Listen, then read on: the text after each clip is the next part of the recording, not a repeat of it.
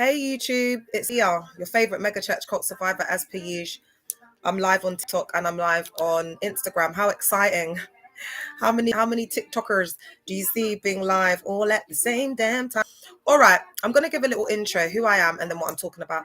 As you know, if you don't know, you better get to know me. I'm an MESS. My name's Leah Lord. I'm a mega church cult survivor, and I thought I was doing up church, but it turned out to be a cult. And I'm almost 39. I'll be 39 in January. But I'm like a blown up doll, a blown up doll, always on 10. I'm also neurodivergent. I'm a neurodivergent baddie, so I'm a young soul. I'm more like a young person. It's quite a dangerous combination because I feel like a young person, but I have the knowledge of like a very wise woman. So it's toxic and dangerous. But I will tell you something, these uncles did learn outside in these shisha clubs and nightclub streets. That's all I'm going to say. That's all I'm going to say, child. Because when I was outside in these streets, they thought that I was like a 20-year-old DUMB, naive. I to them for everything they got. One's never going to get over it. He's never going to be able to enjoy schmegs. That's him. That's him for life. Like, he's done. All right. So I've been talking about my cult leader, Dag Heward-Mills, and this very dangerous doctrine that he has, and it's like a big thing in the cult. It's the transcendental. Oh my God, I'm so tired. Transcendental belief system, which is like the overarching vision of the cult. And the reason why it's loyalty and disloyalty is because that's their overall vision for the cult. It's actually the culture. Another thing that I want to say as well is with the loyalty and disloyalty doctrine, you have to like assimilate it. Like it has to, you have to know it. It has to be like inside of you, and you have to get it to become like a spiritual daughter and son of the house, and to be able to flow like in the spirit. It's mad. Like when I talk back, I'm talking about my experiences. It does make me feel quite nauseous because it's so triggering. I don't even know how I do it, but I got to do it. So I've been exposing up the loyalty and disloyalty doctrine. I'm not going to go over it. I've got the full recordings on Instagram and my YouTube, Leah Lauder 777. YouTube, y'all just go on afterwards and go and watch it. So I've been talking about deconstructing some of the direct quotes from the loyalty and disloyalty book and deconstructing it. So I've spoken a little bit about, oh, my battery's low. Guys, 1 second.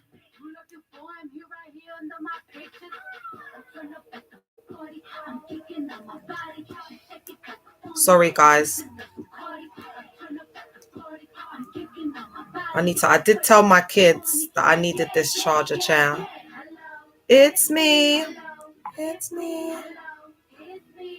Bitch, yeah. It's me. It's me. Sorry, guys.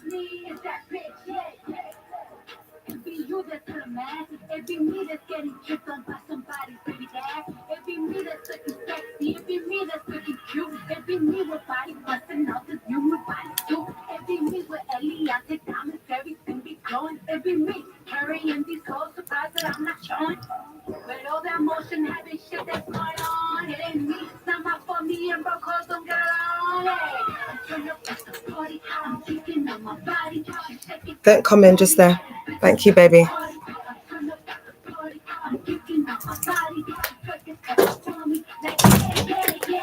Hello.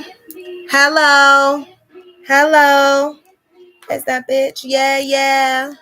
All right, Instagram. 1 second, TikTok. I need to move you around because now I'm too hot. My kids are gonna get sick of me, because I'm not ill. I'm like, oh, go get the water. I turn into a African mom. Get the water. Turn off the heating. Turn off the heating for me.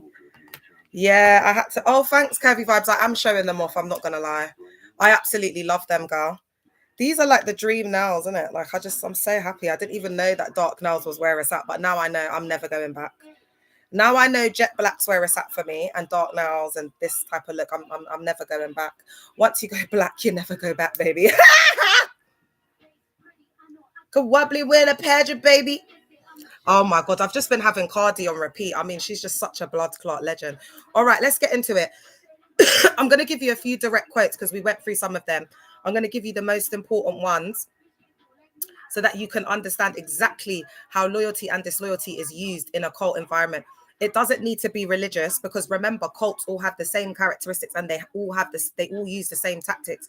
It could be a schmegs cult, it could be an environmental cult, it could be a political cult. You're still going to see the dynamic of loyalty and disloyalty. Why? Because there's one charismatic leader, it's a top-down vibe.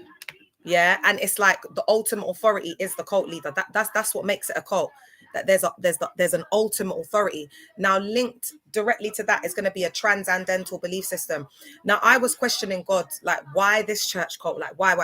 Now it makes sense, because God knew he was going to put me on this stage and that I would need to deconstruct and everything. And Dag, he's got so many books. Oh my God, he's such a narcissist. Like, if there ever was, it's not because he's the greatest or he's got the biggest cult, or it's nothing to do with that. It's because he's, in terms of like malignant narcissism, like your textbook church cult. That's why God chose Dag, because he documents everything. This guy, he's got this obsession with being like this he wants to be immortalized, like being this legend. So he has like all of these books, and he believes in his psyche. He's absolutely, this guy is completely gone. He believes in his psyche that if he writes all of these books, his words, like it will be immortalized. He thinks he's Christ. A lot of these cult leaders, what you'll find is, if they don't write, they'll have like podcasts, something with like, because they believe they want to be immortalized. So it might be like a podcast, or most of them would have at least written one book.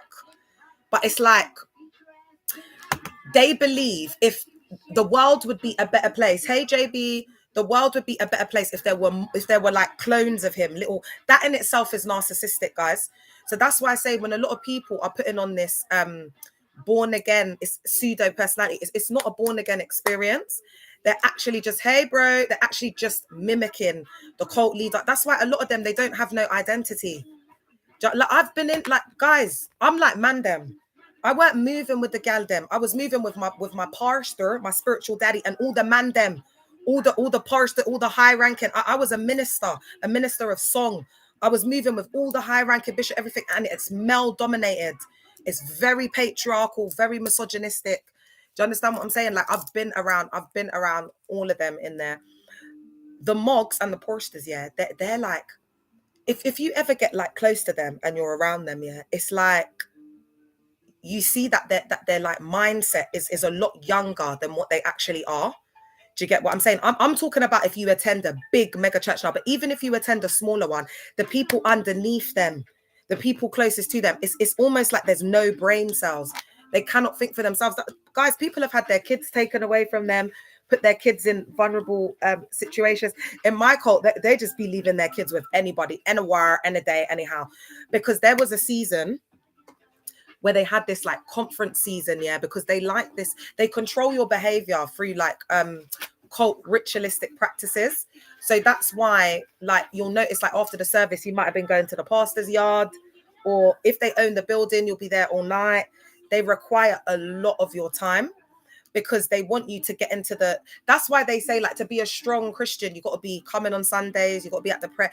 It's like, how you prove to them that you are that is through coming external circumstances, because remember, they're selling invisible blessings. So they have to be able to make something tangible that you can feel, touch. So that's why, don't you see, when it comes to them, it's intangible. It's prayers, it's prophecies, it's whatever, the anointing, the mantle, pouring oil. Pour oil. Some of them like water. Pour oil. You'll notice, because it's dark. It's the occult, guys. It's dark witchcraft. It's dark magic. So they work with the elements. They work with oil, and they work with water. And a lot of the time, when you're in like occultism, spirituality, whatever, and I'm not saying it's not evil. I don't think it's evil. I think when it's used for darkness with evil intent, then it's wicked. Just like the pastors. Because if you say all spirituality is evil, then that's like me. Well, then I can say that all what's are EVIL. All born agains are EVIL. I could say that. That's an ignorant mindset. Don't you see? It's so ignorant. I haven't done that. Do you understand? So anyway, they work with like elements. So they work with like oil. They work with water. Some of them might work with like the South Africans. They work with like dust. Like the ground. So they draw like circles in the ground. UCKG has been known to work with roses, and that is very significant. I'm going to break down the significance of what roses mean from a biblical lens, like a sacred, divine, feminine lens. And then I'm gonna also link that to Mary Magdalene as well. He used to make a homemade special oil. Ooh, oh my God. Oh gosh. Ooh, that's giving me shivers all over. You know, UCKG, they go somewhere in that country. I can't say where because, you know, TikTok's sensitive, but you know where I'm talking about, where Jesus Christ, that part of town. And they go and get the salt from some salt. Hey, Jay, some salting. Did I say hey to my Lula Rouge? Some salting, and then they bring it back, and then they get people to believe it's this special anointed salt. That's mystical manipulation. What this survivor has said is a really good example of mystical manipulation. The cult leader used to make homemade special oil. So it's just oil. Like, remember Anya Kapawa was selling the oil, like a tiny little bottle for £80. They were buying it for £80. And that's the thing, guys. It's so hard for us. You know what I mean? Because we come out and then we got a process that we were buying invisible blessings. It makes us feel like for idiot. They took us for idiot. But you know what? It's all right. That's why I came on here like unashamed. Like, there's no shame in it, guys. Hey, Miss Blacklisted. Oh, did you see the timing of the heart me with Blacklist? Oh, hey, Queen. You lot, as I've been unpacking it, this is why I've been feeling like to come on live, because guys, I'm actually sick. Oh, me too. Oh, Miss Black. Guys, all I'm going to say is wear your face mask when you go out there. I'm going to get my flu vaccine. I know everybody feels different about it. Take your vitamins, do whatever you need to do. Anwar, I would practice social distancing and not be going to places where you don't need to be in the car, because it is there's a lot going around, yeah. Especially if you've got a chronic health issue like moi, Hershey, except that they made me disabled from the cult. Guys, you see my disability, yeah? It is, I've got Addison's, and I've only got one adrenal gland. That adrenal gland that sits just below your kidney is the one that releases, you know, all the cortisol. Because I was in that high control environment, and I was in fight or flight, because you don't realize that you're in fight or flight until you come out. When you come out of the cult and you just take a time to rest, you won't. And I'll tell you something. I feel like the survivors, because there's more information, like that's at their that's accessible. I feel like with me, I just went wild. You know, I was in these clubs, I was in these streets, chair.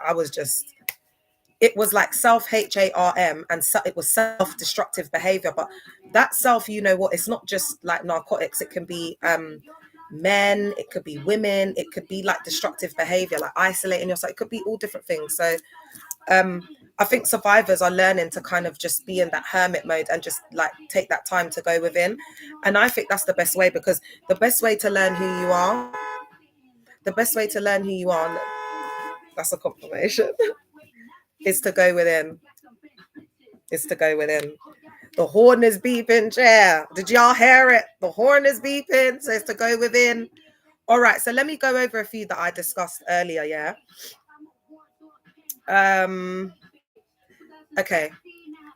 So this is a direct quote from Dag Heward-Mills, False Doctrine, Hey Healing GC, Loyalty and Disloyalty. I wish I could do his accent. There is nothing wrong with assistants who are constantly learning from outside ministers, but there is something very wrong when these associates never seem to learn from their own pastors. So do you see the psychology and the manipulation in that? There's nothing wrong. It's almost sarcastic, because when I was reading over this today, I didn't really break that. There's nothing wrong. And the way that he would say this is, there's nothing wrong, there's nothing wrong with assistants learning, who are constantly learning from outside ministers. If you want to go and eat somewhere else, God has given you food at home, but because they add all of these bits in. This is just the line. But when they're there indoctrinating you, they really do go in. Orange represents masonry. Is it? What's orange? No, he's wearing red, girl. That's red. What does red represent, girl? Because this is red that he's doing up. But you know what? I'll tell you something. Word on the street is that he's won. And it wouldn't surprise me. The only reason why I haven't spoken about it is because I don't know enough about it. You know, I don't like to demonize things that I don't know about. Because before I used to demonize, certain spirituality, hoodoo and hate, Haitians, whatever they're doing up. And I just don't like to, do you know what I mean? But I think I need to look into it. Daggers of control. Yeah. Could someone pin that? Guys, let's put something a little bit more calm on, because do you know what? Yeah, I do feel like this topic for me is so triggering. And for anyone that's come from any of Dag Heward-Mills church cults, like, I think one of the main things that you'll probably be thinking as you see me sitting here talking about this with his picture up is, how does she do it? How the hell does she do it? And I don't know. But all I know is Dag needs to be exposed. All right. So you can see the manipulation even in the quote, yeah? So let's look at deconstructing this. So this sounds harmless at face value, but it's a classic form of information control. It makes you feel guilty for learning from anyone outside of the cult leader. It also makes you feel disloyal and look disloyal, because this is what they're programming. This is the programming. So this is why with cults, there's not only a jargon, but there's this like behavior control that they do up, where there's like unspoken laws and rules and codes. And that's why they want you to catch the spirit, be the flow of the house, be a spiritual daughter, be a disciple, be whatever, because you have to be able to read in between the lines to understand the deeper meaning of what they're saying. And that's why Dag and them, man, hate to see me coming, because even today he was preaching. I looked at his flow message, yeah, because I was in there for 18 years, child. I'm like the chip, and it's like all of their everything is stored in my brain. I didn't need to be close to Dag, because I wanted to be accepted so much. I wanted that validation. I wanted to be, hey Eco, so much. And they just rejected me. It was just rejection. Every time I got up, they were just knocking me down, man. It was hard in there, man. Oh God, it was HELL. They're so abusive. These environments it's just ABUSE. It's like being in it's a spiritually DV relationship. They break you down, man, until you're nothing. And when you come out, you're just a shell of yourself. You don't even know who you are. And then it's like you're starting from scratch, learning who you are, rebuilding your life.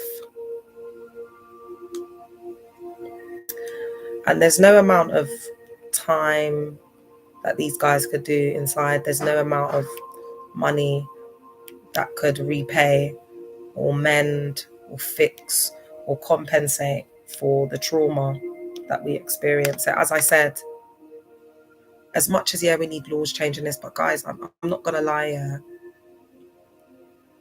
they're going to still do what they're doing. So for me, what my main conviction is, I'm sorry if that word is triggering, is to create awareness. Because I don't know why I feel this way about young people. Like, I love young people. Maybe it's because I went through a lot. I don't know what it is. Like for example, I finished dropping off my kids, yeah, and I live in Kent, innit?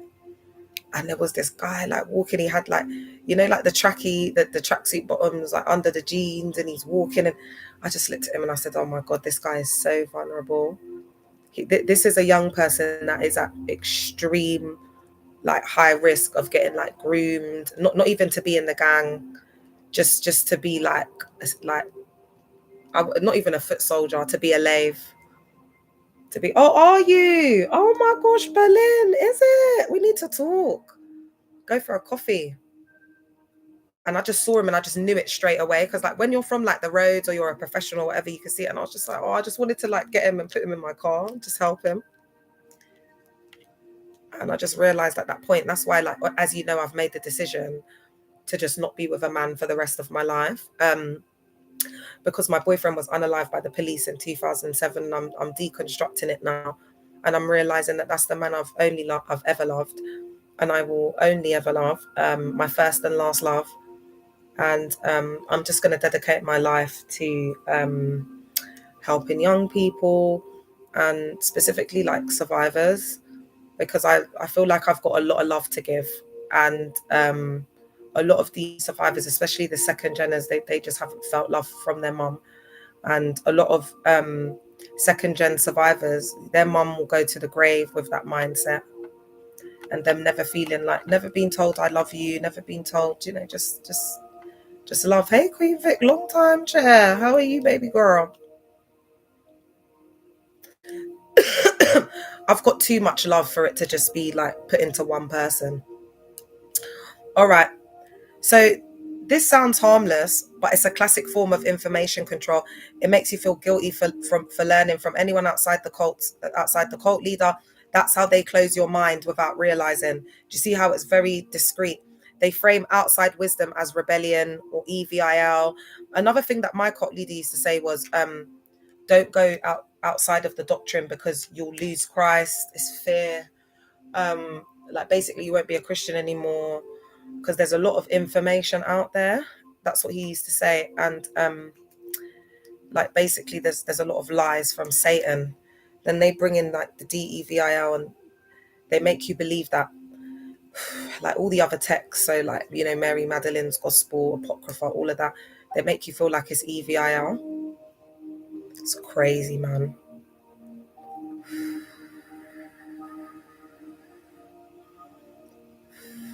Sorry guys, this is so hard for me to do. They teach that only the pastor's words are pure. Over time, this rewires your brain to distrust independent thought, what psychologists call bounded thinking. So when we say that we're like lose self, we become a shell of self, it's because all trust in self is lost. Because every time and if you're really close to the pastor, for the most minute details, you'll be needing to speak to them. They become like a DRUG.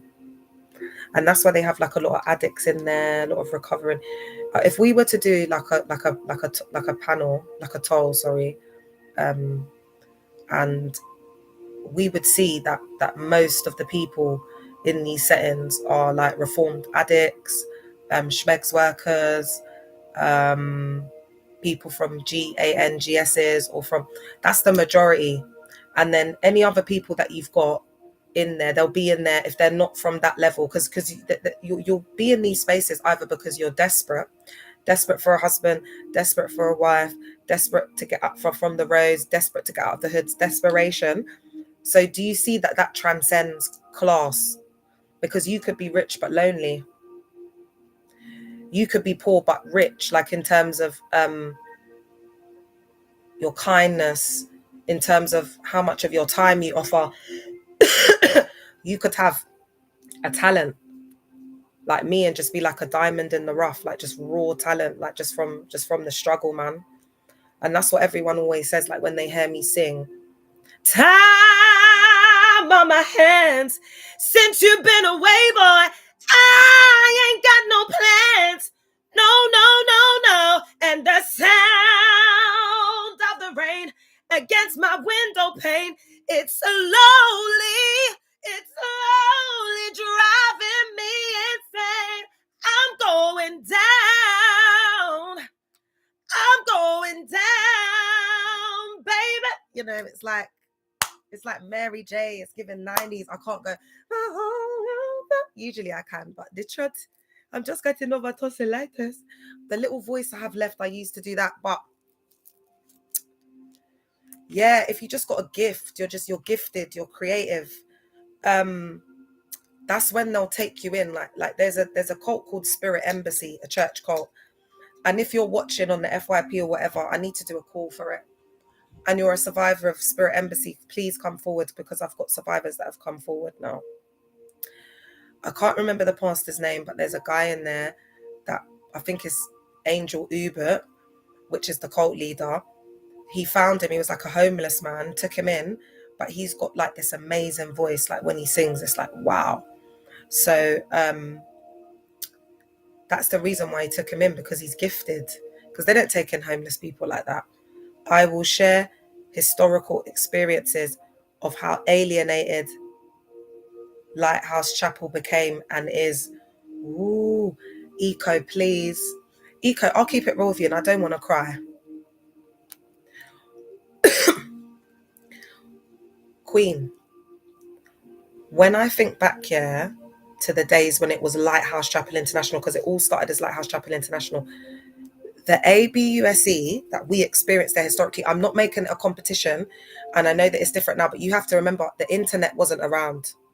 The way they abused us, guys, that's why, do you notice a lot of the older people from this cult, they're not really speaking out because they are scarred for life. And I'll keep it real with you, babe. If you notice, I talk a lot about first love, not even LCI, because if I'm honest with you, I think I do need support even talking about it. Whenever I think about LCI, the things that come to my mind that gives me major PTSD. Hey, is that her TikTok? Oh, I thought she was on. She keeps missing the lives. Is the route rallies, the camps, and like the conventions. The conventions.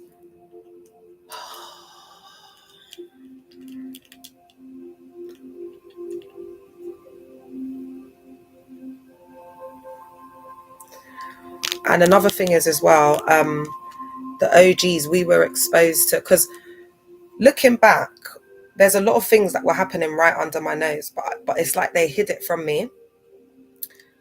And now it makes sense, because I didn't realize when I came in, a person of influence, because I'm humble, innit? I just come off X Factor, but it's like it's always me. It's like just Leah. Like even now I'm getting more known, like whatever, but it's like it don't feel no different. I'm just who I am, innit? Oh, thanks, House of Marnie. So when I came into the cult, I just come off one of the biggest talent show in the world, X Factor. And that's why they were hiding things from me, because I had that, like, they knew I worked like a normal church member. They always knew I weren't a normal church member. So if you've got some sort of influence, or you're a bit famous, or you're an influencer, you'll never see the truth. They'll just love bomb you. You'll get the best version of the church cult. It's only because I stayed so long, and I had to stay as long as I stayed, because I had to see their true colors. I want to say that Bishop Richard Aye is the most EVIL man that I've ever met in my life. I'm trying to see if I can go live with a survivor, guys, on Instagram. Oh, it's not working. Can you come on TikTok, babe? Because oh, wait, hold on, it's working, y'all. Wait, hold on, let's see if it works. Oh, no, I don't think it's worked, yeah. Oh, I'm so annoyed. It's not working on here, babe. It's not letting me accept you. Oh, she's on, chair. Wait, let me turn it up. I'm here. I'm trying to turn it up. Hey, babe. Let me make sure everyone can hear you. Guys, can you hear her? Speak for me a bit, babe. Oh, hi. Greetings, everyone. I can't even see you on mine. I don't know why. I can see you. It doesn't matter. Let me see. Let me flip it around. Can you hear her? Oh, what am I doing? I do that. Yeah, they can hear you, girl. Yeah. So yeah, you all right? I'm all right, darling. I'm traumatized by just Dag, like the whole cult, like just everything, babe. I know you are, but you really have to take it easy and zero in on yourself. I think, as a sister, I would, you need to focus on you first. It's true that all these things have happened, but I think, you're channeling your energy to kind of talk about them and all that doesn't help with your healing as quickly as you want to. Oh, babe, I'm gonna do what I'm gonna do. You know what I'm like, babe. I'm gonna do what I'm gonna do, because when I'm left in my thoughts, I feel like I want to delete myself. So it's like a blessing and a curse. So Dag, I am his walking karma, unfortunately, because I have no rest. I think about this morning, noon, day and night. And my healing, I won't rest. No justice, no peace. There will be, I will not be able to heal in a certain way until I get justice, and I don't know what that looks like. So I'm going to keep doing this until I find out what that is. Yeah, do you know what I mean? Yeah, you are a priority. So I think they don't really care about you, as we all know. No, I know the survivors. I know you lot care about me, but I'm fine, babe. Don't worry, I'm good. Let's expose them, girl. What are we talking about tonight? I'm here to expose, Chair. Yeah. All right. So, you may or may not know. So initially, Dag, before he orangued the church and called it lighthouse. We know. I mean, they talk about it as if they are the victims, but I mean, literally, he was sent to start a church, and at that time in Ghana, this is like way back. I had just become a Christian, so I'll give a bit of what I know and like a bit of some interpretations or what other people perceived them to be eventually. Anyway, so at that time, it was, if I'm right, it was only what's his name, Action Chapel. Oh, okay. At that time, that was the only kind of born again, kind of well-known church in Ghana at that time. So obviously, there was Pentecostal and whatever, but at this point, it was coming like now you say Gen Z or whatever. It's coming like the trend. It was becoming the trend to be a Christian and to be going to church and to be doing all that. So and it also started from schools because I went to a boarding house. So they also came to boarding houses and we're all intrigued and like it would be like coming as a music group. So they had this music. I'll try and remember the name of the music group. Was it Calvary Road? Calvary Road? No, apart from Calvary Road and another group by I think mainly Calvary. Yes, Road. girl. I know, girl. Yeah. So Calvary Road was kind of the thing, and even if you knew someone in Calvary Road, or you knew someone who knew someone who knew someone in Calvary Road, you're like kind of like the dawn in the yard, like the area. So like you kind of got that respect, if you know what I mean. So so they used to come around. So they came to my school, and kind of they come and it's part of the recruitment, isn't it? Man, this wasn't Lighthouse, okay? I'm talking about when born again Christian movement started kind of coming up at that time. Talking about the 90s, late 80s, 90s. So then on holidays they used to come to tell us to come to, this was called Harvest Chapel. Yeah. Come to Harvest Chapel, which was in Accra. Yeah. So most people eventually would come back to school and be talking about Harvest Chapel. So now it became very youthful and very vibrant, and young people and all that coming in. And it was kind of non-denominational because it was a mixture. At that time, we most of us were either like were in the Orthodox churches, so be it Methodist Church, Presbyterian, Anglican, Catholic, Roman, whatever you call it. Yeah. So when we came back home, the Harvest Chapel, where Dag always also was done on Saturdays. Now, the reason why it was done on Saturdays was because most of the young ones were committed to going to their parents' churches. Yeah, are you all getting me? Like, I can't see you or anyone. Yeah, we're getting you. We can all hear, yeah? Yeah. Speak your truth, Queen. Like a backstory to like where we are at now. Yeah. Anyway, so most of us, I didn't start going there till later, but when you come to school, like from home to school, boarding house, you get like your other mates or even your seniors talking about it and trying to get you into church and be serious and being more strict with moral behaviors and all that. So it was kind of cool. It was not bad. So at a point, when it really became big, because they were meeting in someone's house, it became big. They decided that now they have to now be meeting on Sundays. And by doing that, it meant that those people who were in the leadership split up. Yeah. So some split up, called themselves whatever name, and some of the group members, whoever you are associated with, will go with that church. And so that we have Living Streams. Living Streams is part of them. Reverend Markway and Harvest Chapel.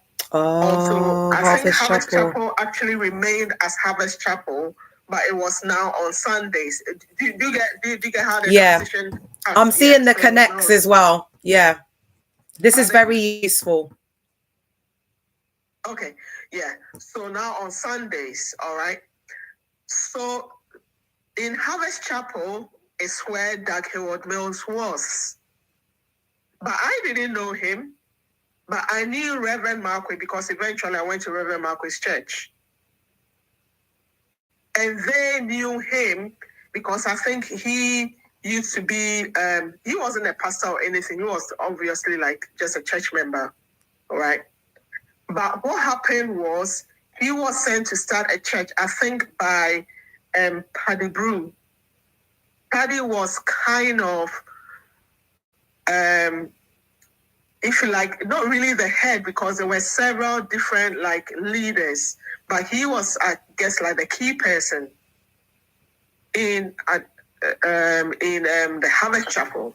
Okay. So I think I may be wrong here, but one of them, which I think may be Paddy Brew, he is the one who sent him to go and start a church.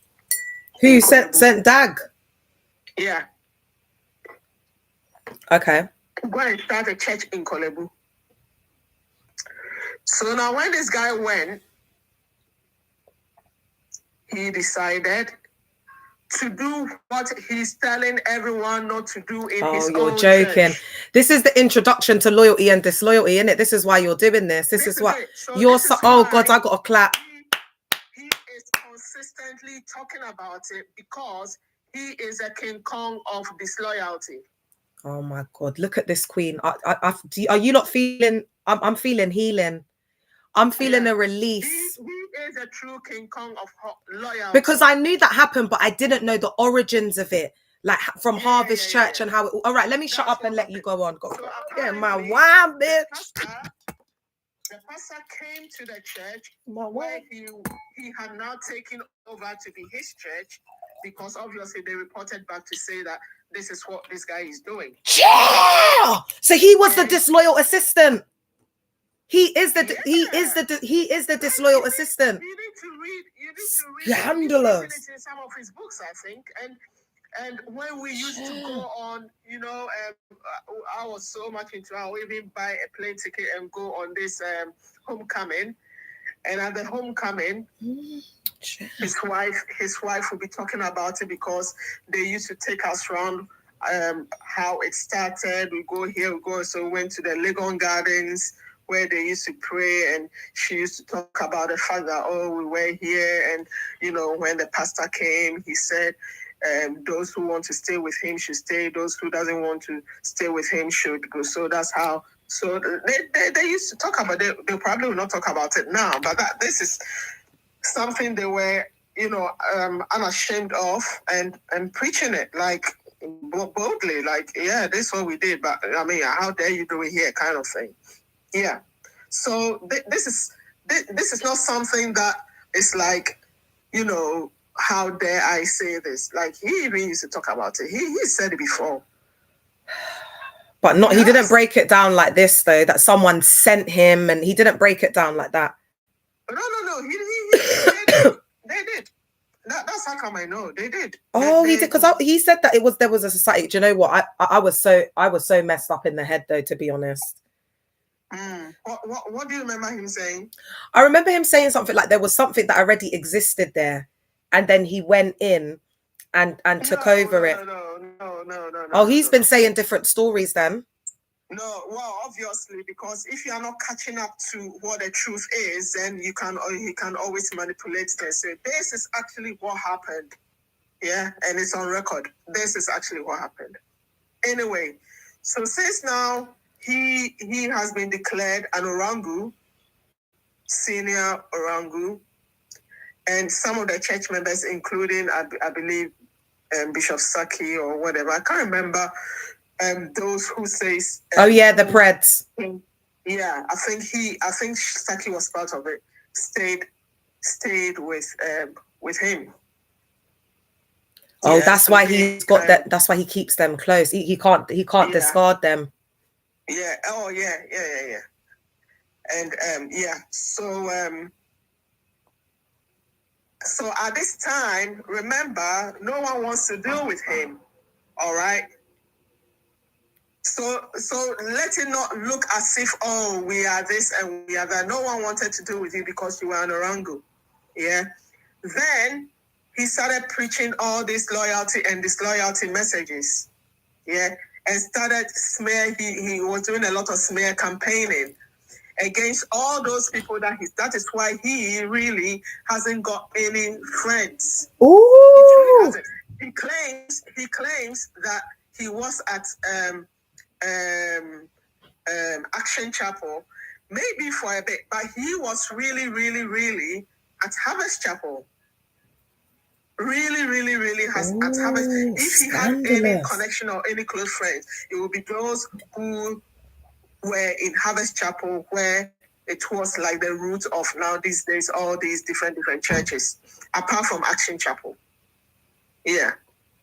So he just changes it. It's like Chinese whispers over the years. Yeah. The story gets changed slightly. Yeah, because you dare challenge it, or you dare say that this or that. I'm so angry. Yeah. So why am I saying this? Because he did a lot of smear campaigning through his messages and all that, even calling names, like to the point that you know how Ghana, like we are big but we are small, if you know what I mean. Of course, I understand you, Chale. Go on.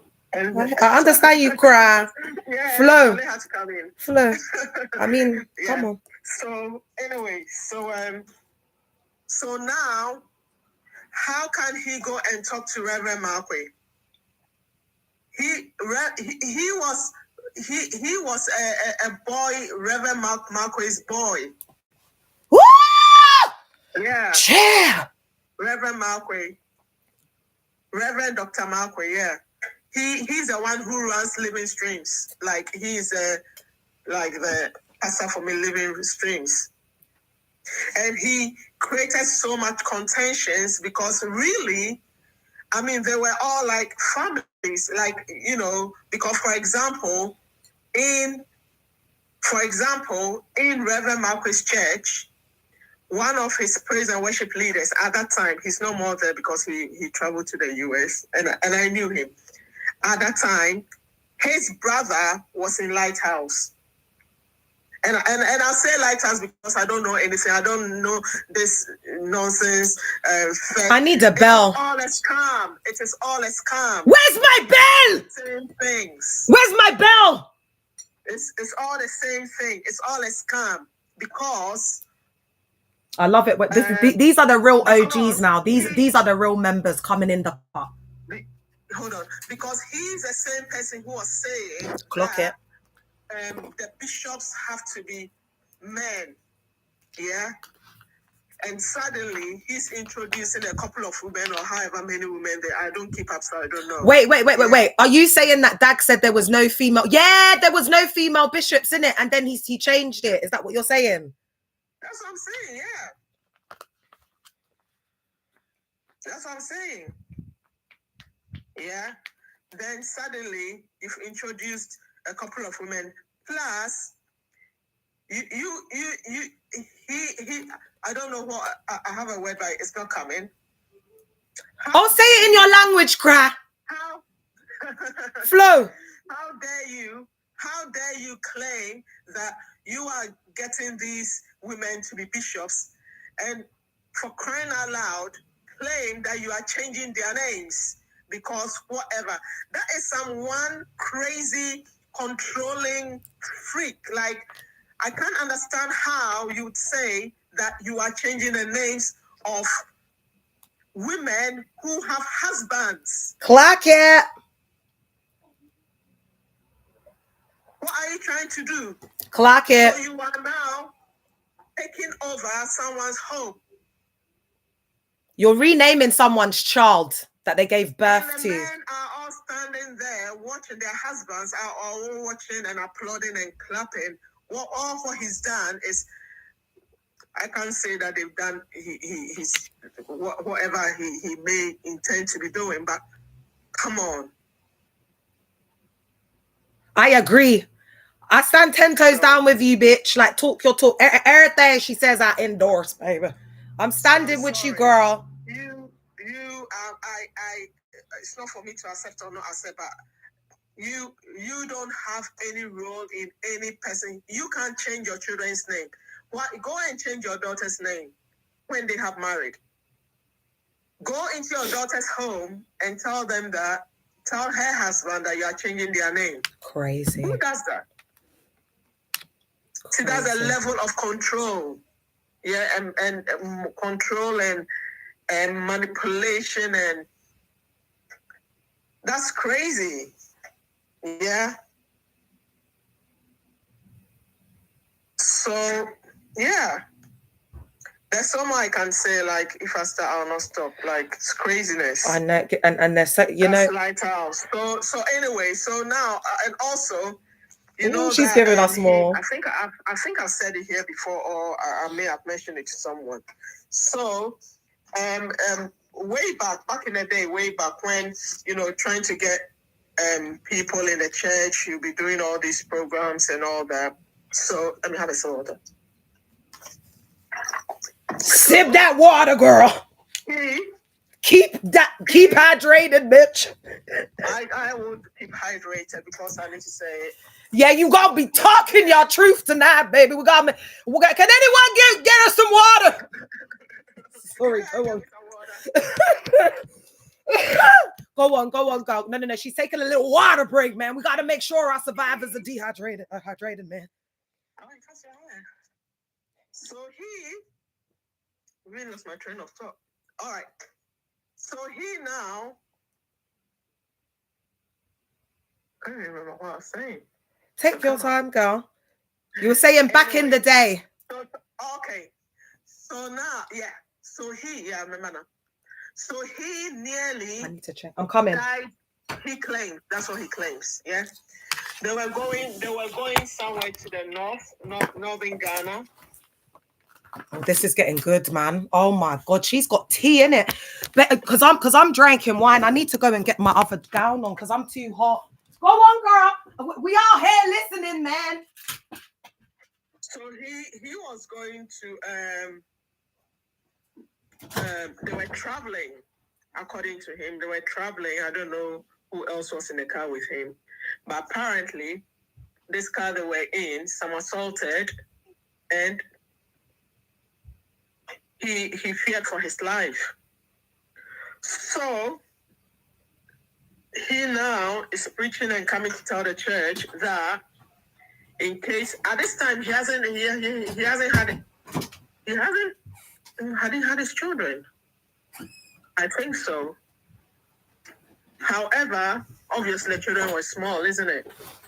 I think at that time he's only just had two of them. I think the first two. So he now came to make this big announcement in church to say that if anything happened to him, are you all right? If anything happened to him, Pastor Bishop Saki, person to take over the church. He said this, yeah, and that was because of this accident that he had, that he ended some, like, whatever could have happened, that he was that terrified, yeah, that anything could have happened. So, if anything, are you there? Yeah, I'm here, girl. I'm locked in, Jen. If anything happened to him, then Bishop Saki would be like the next in command. Right? Okay. All right, so this is what we know, right? That's lighthouse, isn't it? So suddenly we hear that it's not lighthouse, it's something this, it's something that, it's something that, it's something that. And I'm thinking to myself, hold on a minute. So now that you are changing the name of this church to be what, then where does lighthouse stand now? Because remember, Bishop Saki would take over the church in case he wasn't there. So now that there is no lighthouse, who is the next in command?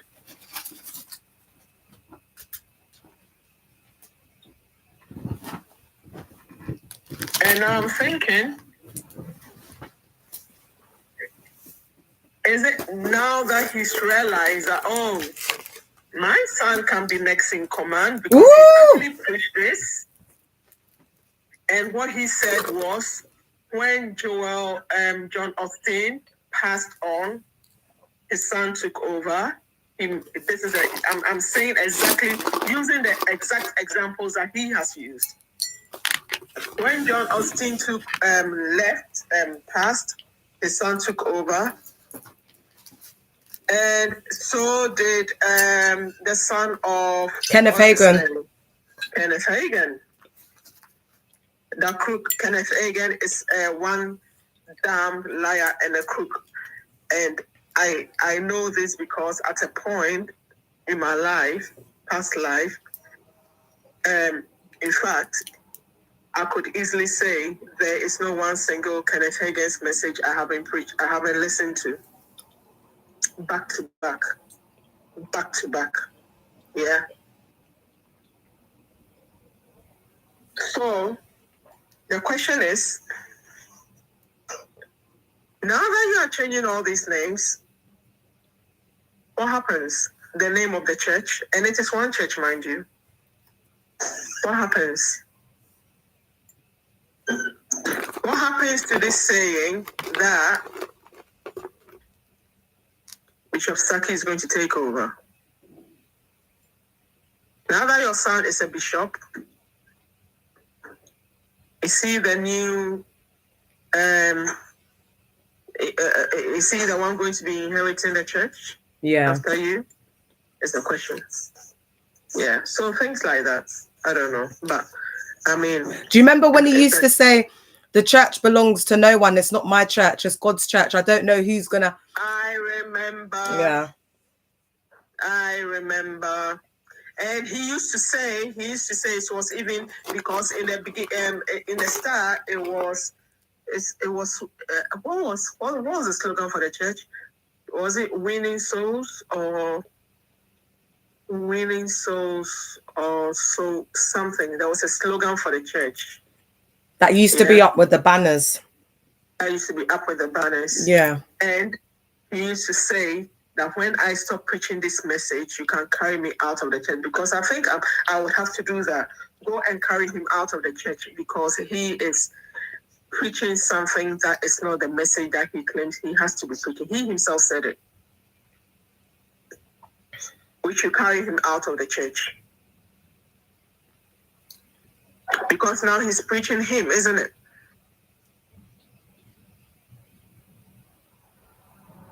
He's preaching himself as God. He's preaching himself as God's gift. He said he is God's gift. Yeah. He does describe himself. They've described him as God's gift to the world, that light to the world. God's precious gift, light to the world on the website. Well, you have to carry him out of the pulpit then. I think it's really great that you're coming on and sharing with us, because the real, like, the ones who started it all, these are the survivors, guys, like from Ghana. Remember, I've been trying to tell you, like, that's why I can't talk about the cult without talking about Ghana, because that's where the headquarters is. That's where it all starts. Yeah. And so it was really funny when eventually he realized that he didn't have any friends, and truly he doesn't. He claims that he's friends with Archbishop and Archbishop Duncan Williams, but I'm not sure. But do you know what? Let's talk about this quickly. He never started with him. Yeah. Those people that he truly started with, you not see them in the same place together. Because they're preds. Saki and Adi, they're preds. They're essayers. They like violating their members. You tell me. Allegedly. I'm telling you now, girl. Anything like that. So I'm telling you now, girl. Word on the street is when you know, he's moved around a lot. They keep moving him around, but when he was in Ghana, he had to be in like a all glass or all clear church so that they could see him, see what he's doing with the members and all of that. That's what the Ghanaian survivors were telling me. What do you mean? Break it down. So it was clear. So when he's having meetings, you can see through. They had to like make it clear so you could see through into his office. In his office in the church, girl. At the Kodesh. I think it was supposed to be. I can't remember. I'm not going to sit here and act like I remember the church, but the source is very reliable. It wasn't just anyone who was got. The source is very reliable. So I'm going to say allegedly. Yeah. But that source is too reliable where they were in the cult. It's legit. That means they knew what he was doing. He's got 3 kids with a bishop's wife, allegedly. He impregnated a bishop's wife. Wow. And they did the DNA test and 3 of the kids are his. That's what the allegations are. And also, you know, his son, they're alleging that Ida was sleeping with Saki and the son. That's not her real name. Her name was Grace, and Dag changed it to Ida. Yeah, exactly.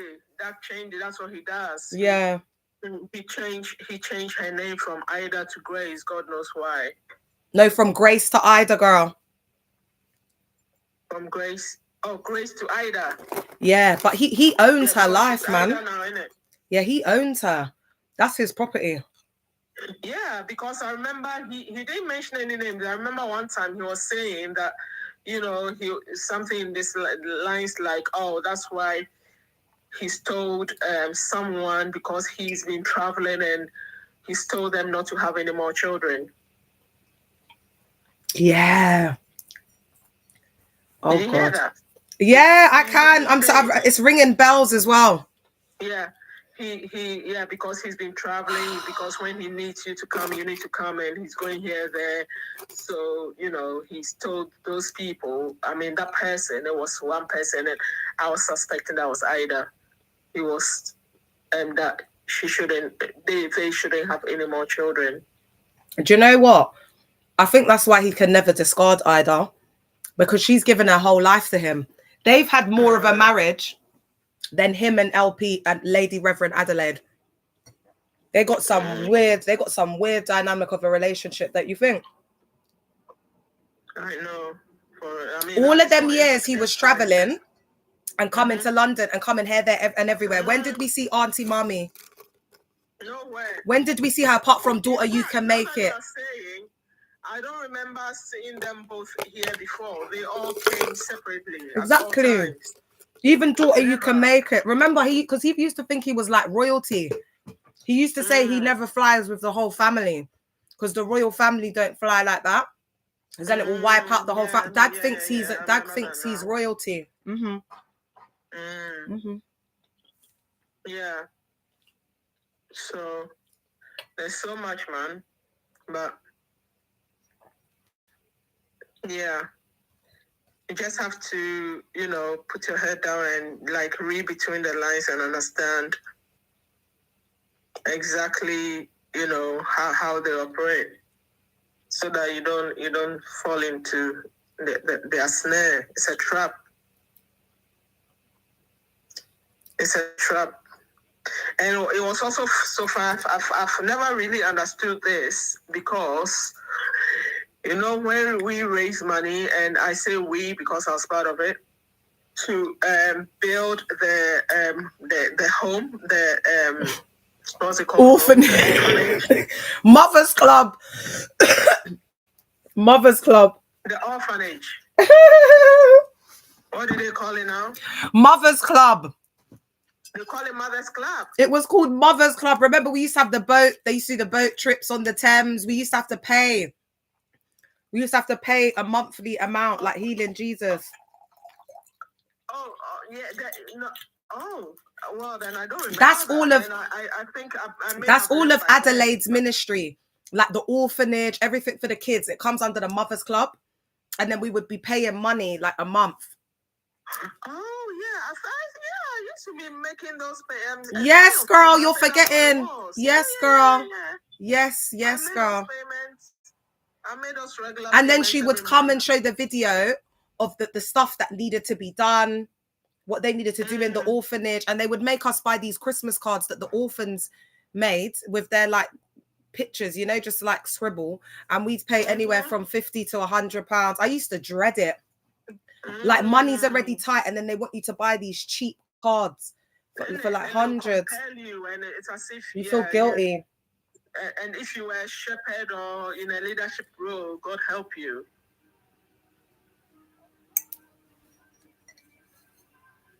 It's a lot. Yeah. So it really intrigued me to find out that they actually, you know, the orphanage, it had like houses, like proper family houses in them, and they got couples to live in there, which meant that we were the ones who were funding them. What couples, babe?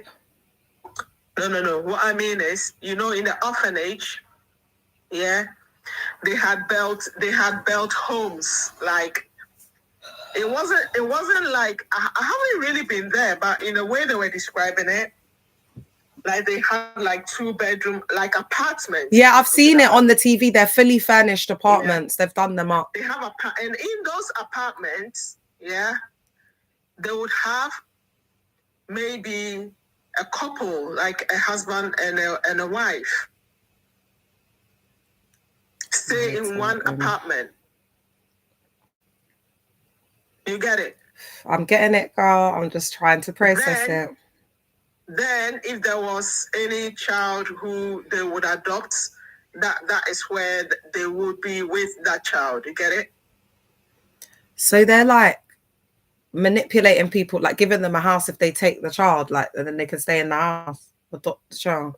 Well, now that you're saying, I think so, because like, how else would you be staying there if you're not having a child? Yeah, it's like you know, like especially if the couple are like they're quite poor and they've got them like from the village, or they're struggling. Oh, wherever. I don't even know where they get them from. They get all different types of people in there because they've mainly got elitists. Because remember, Dag, the way he always sold the cult to me, and I'm starting to think like it's like they have got elitists in there, because I know a lot of the OGs, like you lot, are from good families, it's middle to upper class. But yeah, that's because of the nurses, the doctors. So that's why I was like, oh, I'm ghetto, because everyone was like middle and upper class. But there are a lot. I feel like there's a lot of people in there where they don't have like access to like education, like they are from the hood of Africa, which is the village, because they do the busing thing. Like the hood in Africa, because they take the buses. Even the place where the church started from, Kolegono, that's a poor community. Oh wow. Yeah, that's a poor community. So like a deprived community. So obviously, if they got hold on a minute. Hold on. Oh. This queen's just speaking to someone, but guys, how interesting is this? We're getting an OG survivor that's been there since the conception of it, the 90s. She was even in the same church as Dag Heward-Mills, but they didn't know each other at the time. She's spilling the tea on the historical context for us, guys, so she's back. All right, darling, I was just giving them a little update. Yeah, cool. Yeah. I like it. So that area even up till now, like, it's not really like an upcoming place or anything. It's like, you know, it's okay. Maybe now with development, maybe, but like, so there was even an incident, because you know that if you are serving the church or doing anything, you don't get paid. Yeah. Yeah. So there was this guy who was an usher,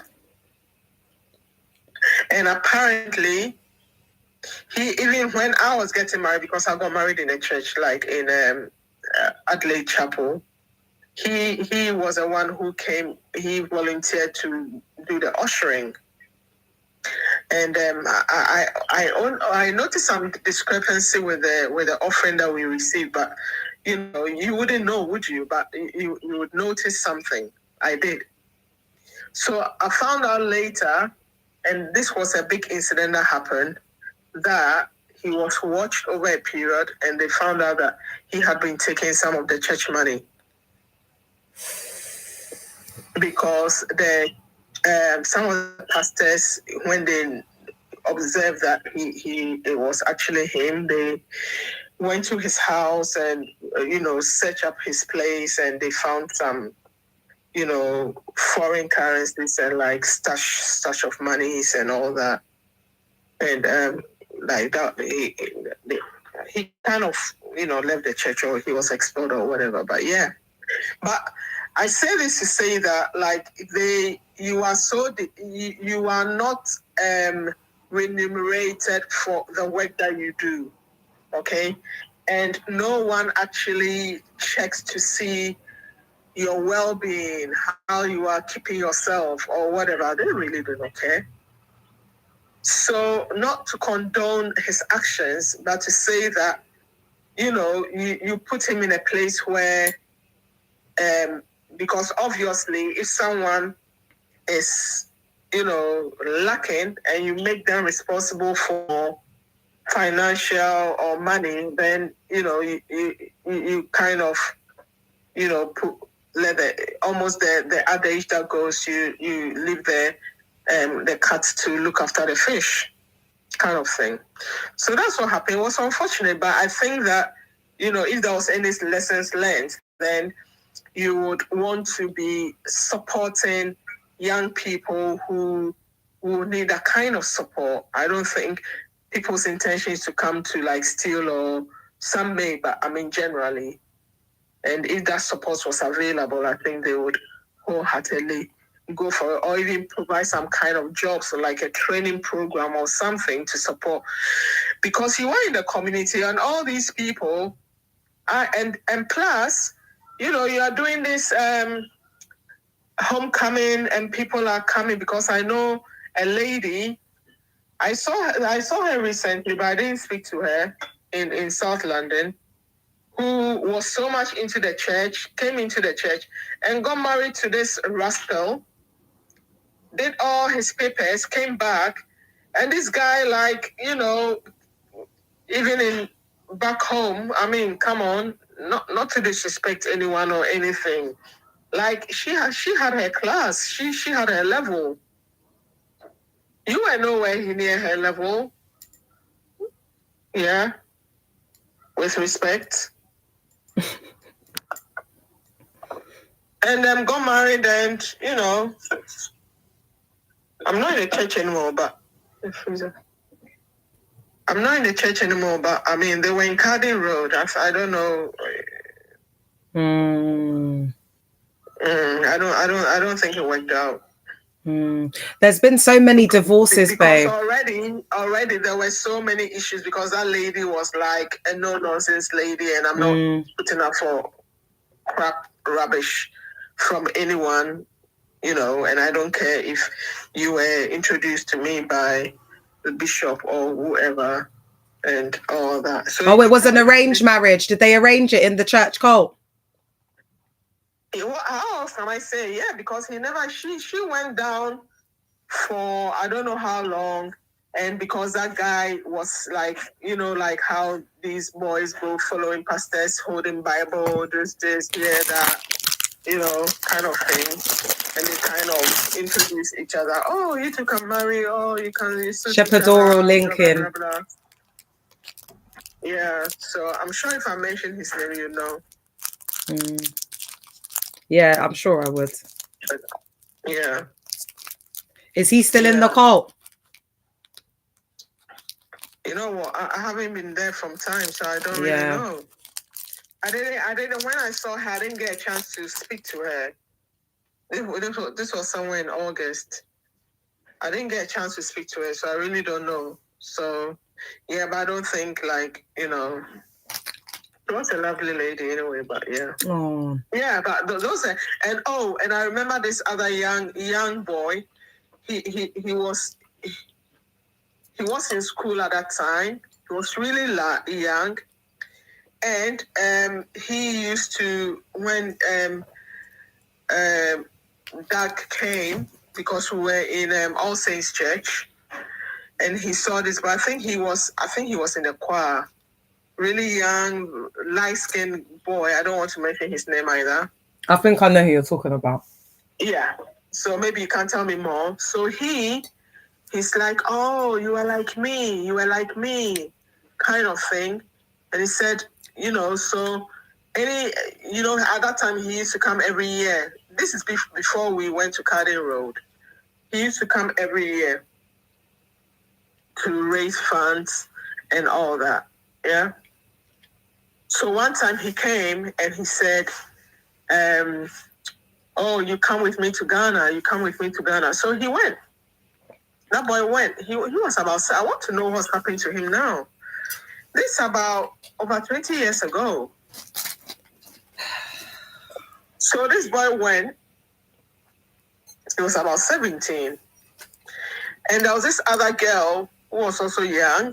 And she became a young pastor, LP, or whatever her name. I remember her name too.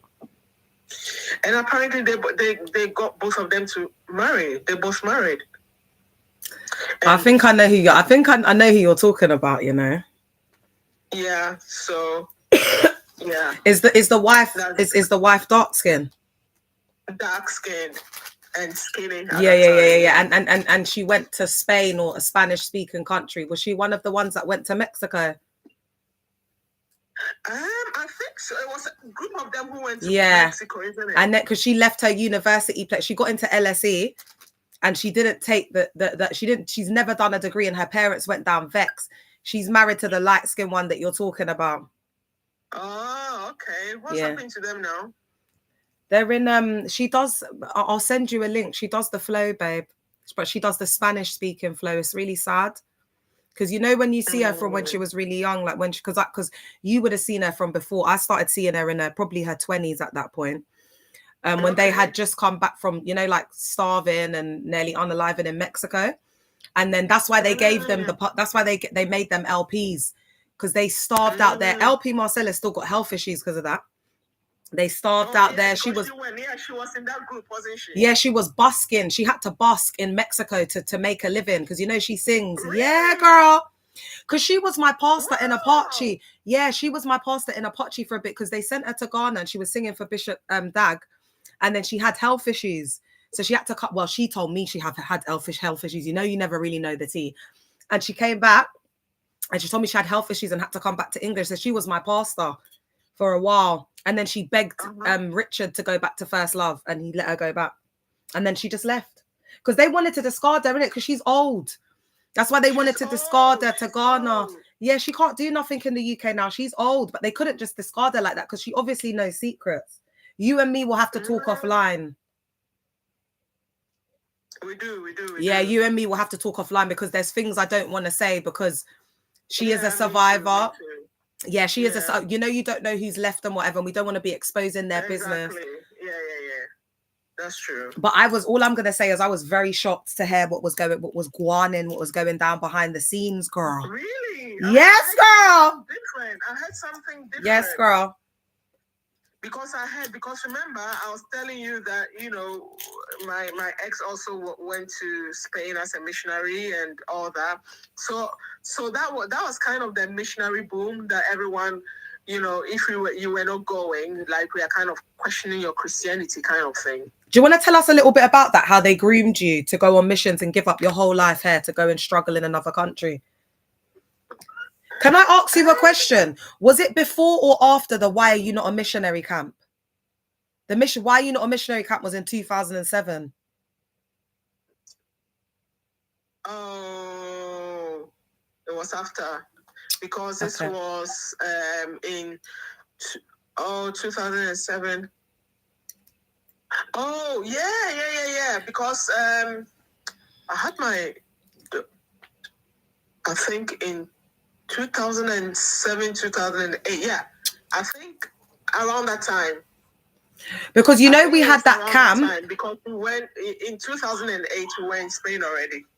You see, so it was after that camp because he had a drive, he had a mission. Anyway, go on, girl. I just wanted to know from my okay. Oh, what am I saying again? You were talking about how they groomed you to go to Spain, like the pressure, the coercive control, the grooming. Yeah, that as well, and because so when they are preaching and you kind of they'll be hyping you through the preaching, isn't it?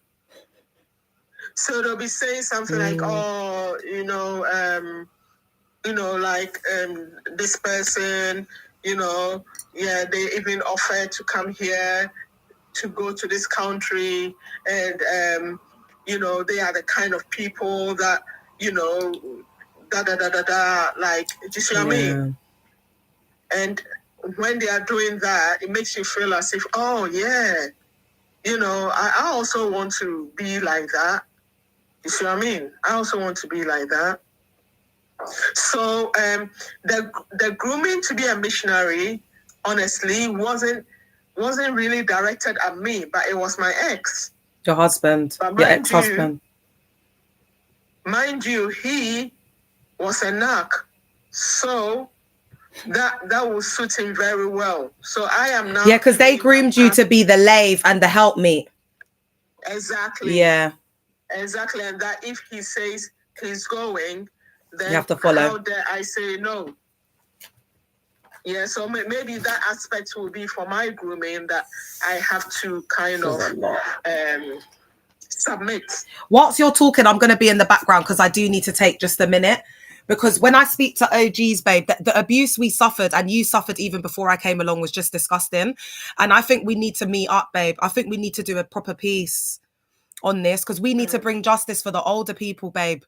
Because there's people who would have retired by now, but they can't because they've given all their money to the cult.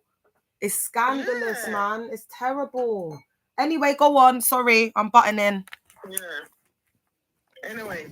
Yeah, so so it wasn't so for him that worked because mind you, we had just had my first daughter. All right. And what was your financial situation when you had your first daughter? Oh my dear, because obviously, I mean, I wouldn't be going to work, would I? Because I'm a nursing mother. So he was a breadwinner. And they are calling him, and no one is even talking to me. No one is telling me anything. All right. So he comes and tells me this, that, oh, they said this, oh, there are these different countries, and they have to decide which one we are going, and this, that. So he's telling me all this. I'm thinking, all right, yeah. So I'm not objecting it or anything. But I'm thinking that, how are you going to be supported? How would you be supported?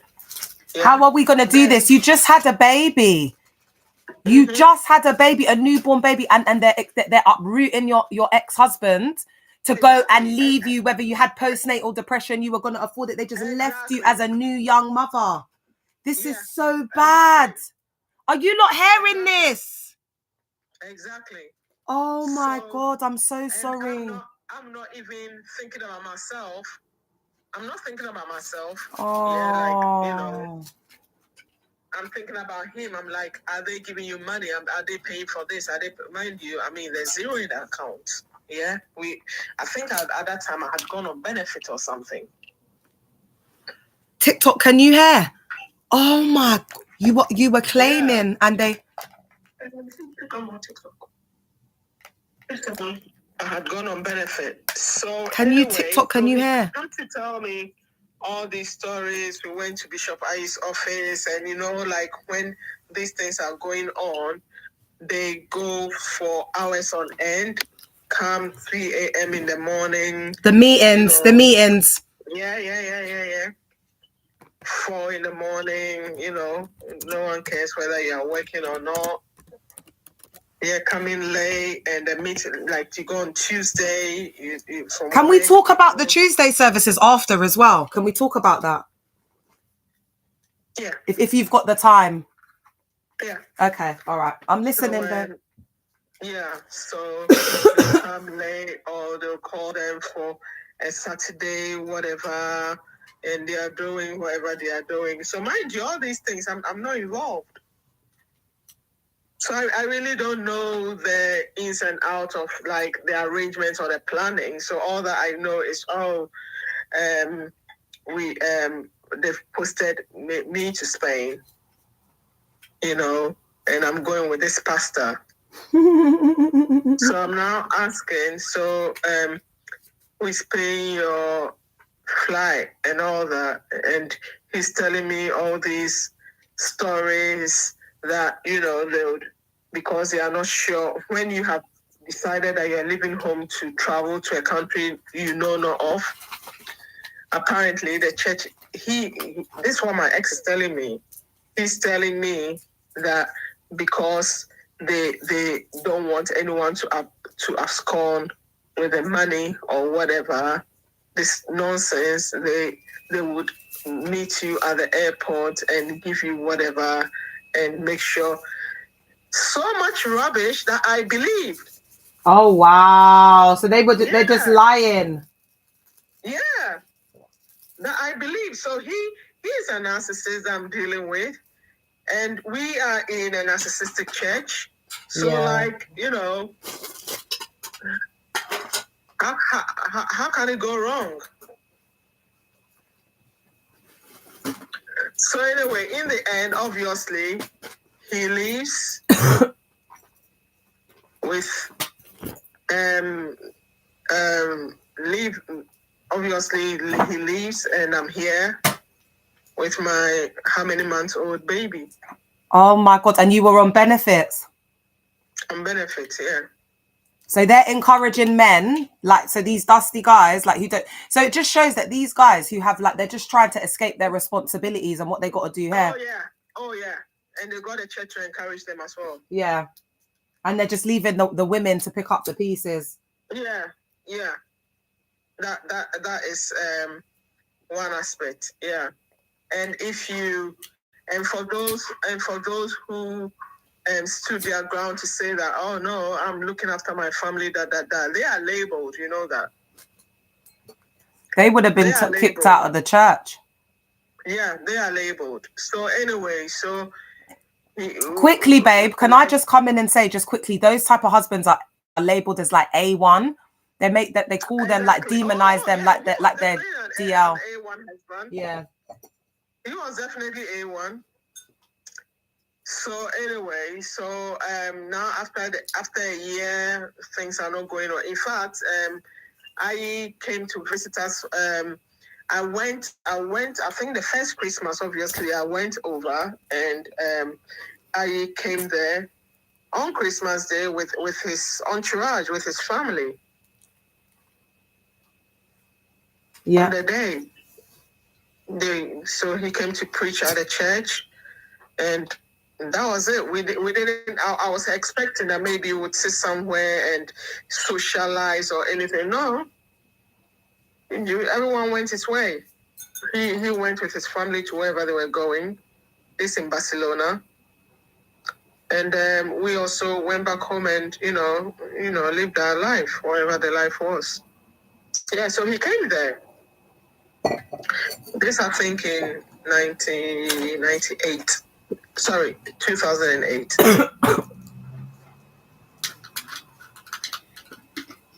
Yeah, that was the year when they were pushing out the missionaries. Yeah. So, yeah. That's why I asked, because I joined around 06, 07, and that was my first camp that I went to. And that camp was so, the indoctrination was so severe that afterwards I actually met Dag. That was the first time I met Dag. And I wanted to go on missions, and Bishop Richard and Dag said I couldn't because I needed to get married first and finish my uni. That's what they say. Yeah. Yeah. That's what they told me, girl. Yeah. So what I'm saying is, if I wanted to stay out of all of that time, and I'd only been there a couple years, imagine you married with a family, having, do you understand what, that's the reason why I'm saying that, girl. So it's crazy. So anyway, I'm saying, so eventually things were not going on. This guy was so lazy, he wasn't getting a job. He couldn't even speak 1 ounce of the language. So he came back, and you know what? No one in the church, not one single soul came to check how did it go, what do you want to do now? How is it? Not one single. So you came back as if you've never been anywhere. Yeah. That's how. When you were in the cult, did you used to have shorter hair at a point? Was your hair always long? You never used to wear it natural, like straight? No. I had it natural. Oh, okay. Because you know what? I think I just clocked who you was now. You know, on the Tuesdays. That's why I was asking. Yeah, because I wanted to know if you could, because if you were someone that used to wear wigs a lot, then it's not you. But I remember you now. No, I never wore Yeah, wigs. it was natural. Yeah, I remember you. You? Yeah, it's just as you were talking now, as I had them, but it's Tuesdays. It's the Tuesdays, because remember, we all used to come from everywhere, and you used to be sitting on the left, innit? Where they all sit on the left. Well, no, you would have been with your child, but your husband was definitely sitting on the left, because if you're the couple I'm thinking of, you know, on the left-hand side, not where Bishop Richard sat, where the pastors used to sit and the workers and everything on Tuesday, on the left. No, I'll sit on the right. I'll sit where, because I obviously come with my daughter. So you were in the mother's corner, but your husband did he used to sit there? Did he used to? Yeah, and he would. Yeah, with the pastors. He would normally not sit too far. He would sit in the on the row next to the mother's corner place. Oh, I thought he was one of the ones that used to sit by, you know, on the left by the pastors. I'm sure he sat. No. Oh, okay. All right, I'm just interrupting you. I'm so sorry. I keep putting you off track. Okay, it's okay. Yeah. So, yeah. So no one helped you when you came back. No one helped you when you. No one helped you when you came back. No. Who? Help who? Why? Why would they need to help anyone? Because you know what's crazy? It's really interesting hearing your side of the story, because when people come back, it's almost like we look at them like failures. You know, like you weren't able to like do the ministry. Yeah. Exactly. You weren't anointed. Exactly. You weren't anointed. Exactly. You weren't anointed because, and the reason is because, you know, other pastors like Pastor Peter, Pastor Peter's supposed to be DL, you know. Really? Allegedly, yeah. One of his members, he said he needed a massage or something, and then he tried it on with him, and he reported him, yeah, allegedly in India.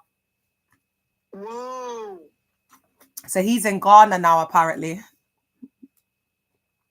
With his family? Yeah. No. The children, I'm not going to say their names. And I've got T on the kids as well. The children, the son and the daughter, because the son and the daughter were like raised by Reverend Edmund and LP Treaty, because remember, they were on missions for the kids' entire life. So they did all their education. Did they? No, they went with their children, didn't they? No, but they came back, babe, because they come back to do their education, because they used to live in the block in Deptford, babe. I've dropped them home before, girl. Because they were living with LP Treaty and Reverend Edmund on and off. them kids, because they were staying with them for a bit as well when I was in the cult. I've dropped them to the yard. They leave them in the council flat. And LP Trudy was like to me, that's why they'll never become a missionary, because the kids just get left to raise themselves. That's what she told me from her own mouth.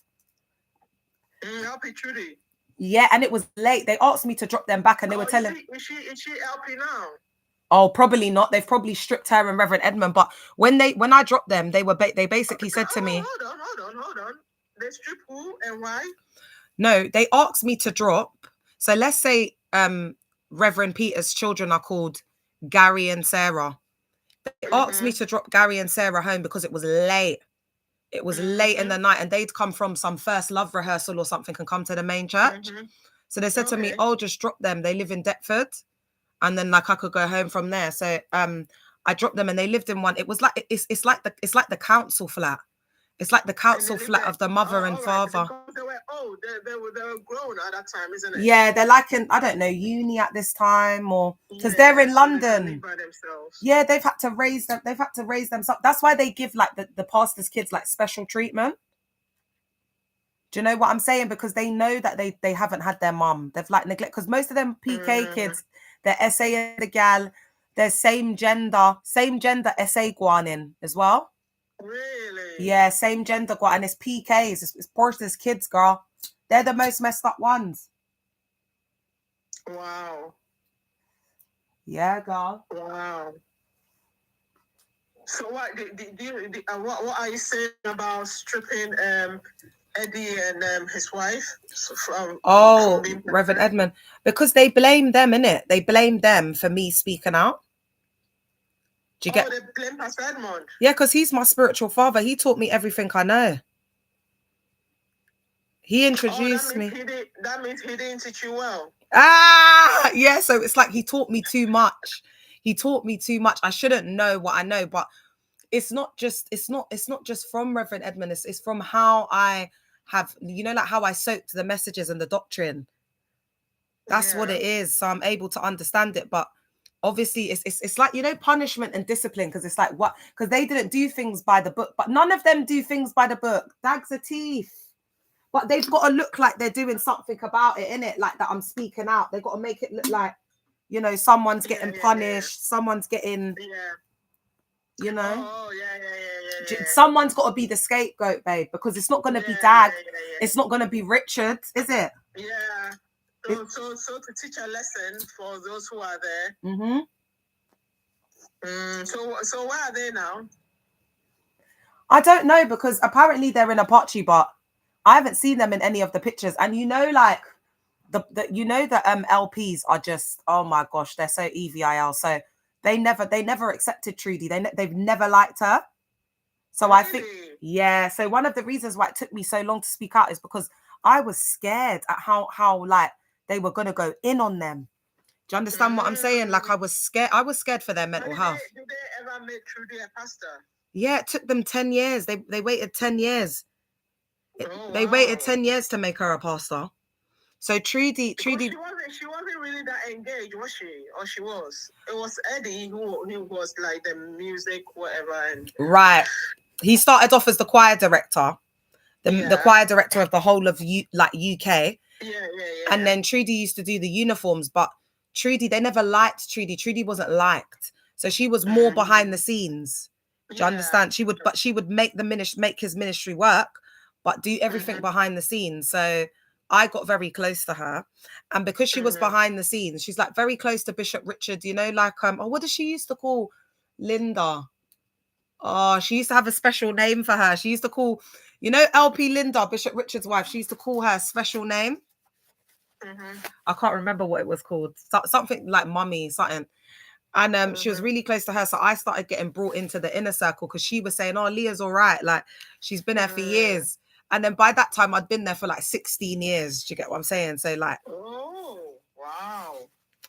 I think they always had a feeling because they're EVIL. But I'd been there for so long that after a point, what can they say? Because all the other people have come and gone. They've been shown disloyal. They've been, do you know what I'm saying? But I'm still here like a rock. So they started to trust me. That's how it happened. So because what I believe is that they never had any intention to make me a pastor, because I'm like from the hood, like all of my, but they never had the intention. But because there's no one really from the hood in there, they're all fake. So I believe that, because Richard blacklist people. Just quickly, I remember one time, I was driving one time with LP Treaty, yeah, and she goes to me that there was a girl called Camellia, I'm just going to expose it, and she was doing everything and some for First Love, and he turned around and he said, as long as I live, as long as I'm a pastor in this church, I will never appoint Camellia as a pastor. Wow. I don't know what went down, but I started to think, oh my God, I've been in this cult for like 14 years. And I was like, I haven't been made a pastor. Maybe he's blacklisted me, but it was like cognitive dissonance. Forgot it. Then later on, I started to realize like it all made sense. That's why I think Reverend Edmund overcompensated, because he knew I was never going to be made a pastor. So he tried to teach me everything he knew to make me like stand out so I would get chosen and picked for things. And that's exactly what he did. He fought for me. He taught me everything he knows. And to be honest, in the whole of UD, Reverend Edmund is their best pastor. I'll tell you that for free. He's their best pastor, right?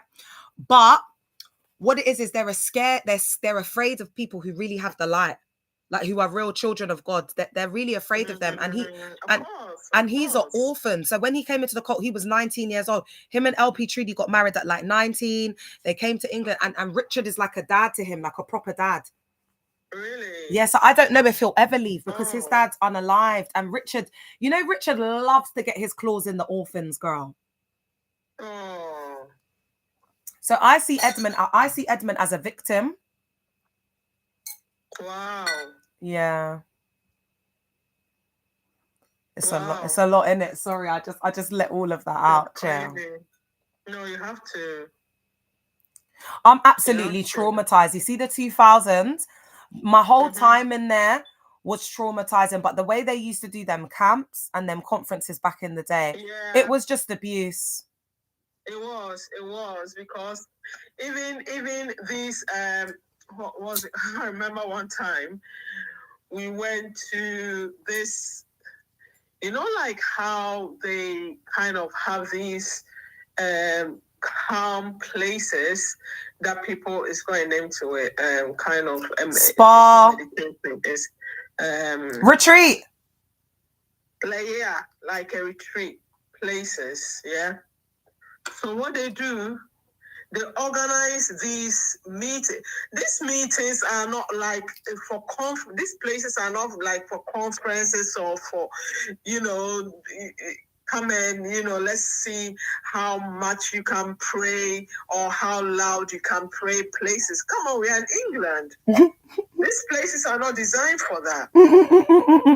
But they get, no, because when they are doing this, they know the rules. I don't know why whether it's attention seeking, whatever it may be, that you want to kind of create such attention. Yeah. So we went to this place. It's a quiet place. It's around here. It's got like, really nice landscape and all that.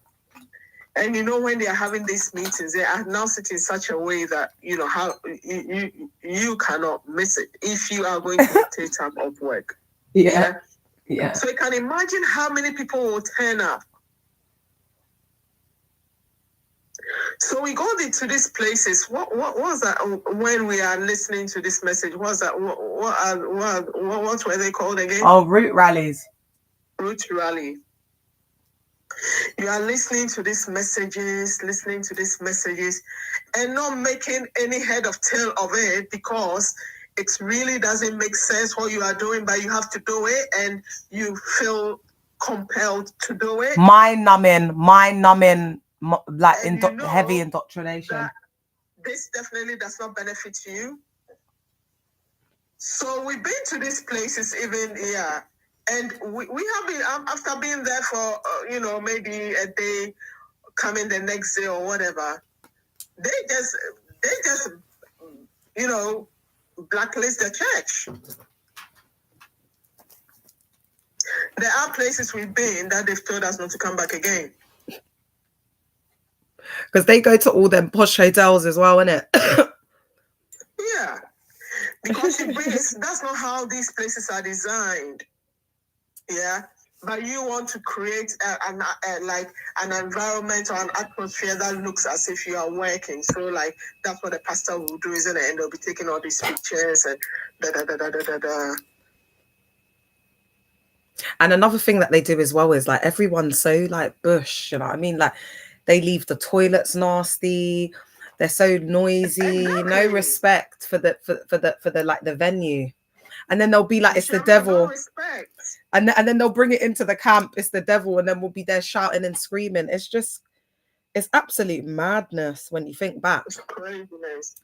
You know, the root rallies, because I know this is a lot, so we'll start to like wrap up and then your final thoughts. Because guys, I've stayed on extra long because Eco, like when I see the request, I was like, it's not working. Go on TikTok. This is such an honor.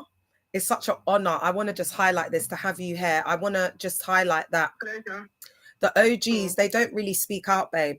And you've this is like a historical moment for us in the collective, having an OG speaking out, because it really does it really does, yeah, it helps us to heal, babe. It helps us to get to contextualize it. So please, like whenever you feel like coming on, I think we should do some content together for the OGs, like the LCIs, but we'll talk about this offline so we can arrange it.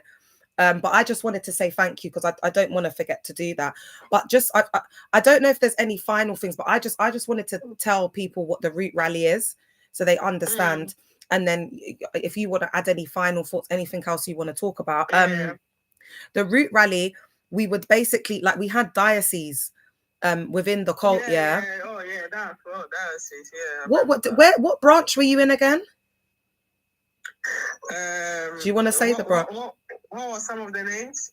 Did you like Tottenham or Leeds or? Yeah, Tottenham. Yeah, it is you, bitch. It is you. It is you. It is you. Because I was gonna say when you were in Tottenham, it's you, girl. So the root rallies, we were there together because that was the base for Tottenham. Did you used to come to Tottenham? Yeah, I used to come to Philippa's branch. I used to come to the conventions in the basketball hall, girl. Oh yeah. Don't you remember? I was in Olives, babe. I used to come and sit on the second row with Sharina, Jennifer, Patrina. Bishop Richard's done a convention there before. We've sung. Sharina sung on her own. Yeah, I remember you, girl. So we had these root rallies, yeah, and they had a really weird building. What the hell was that building? What the hell was it?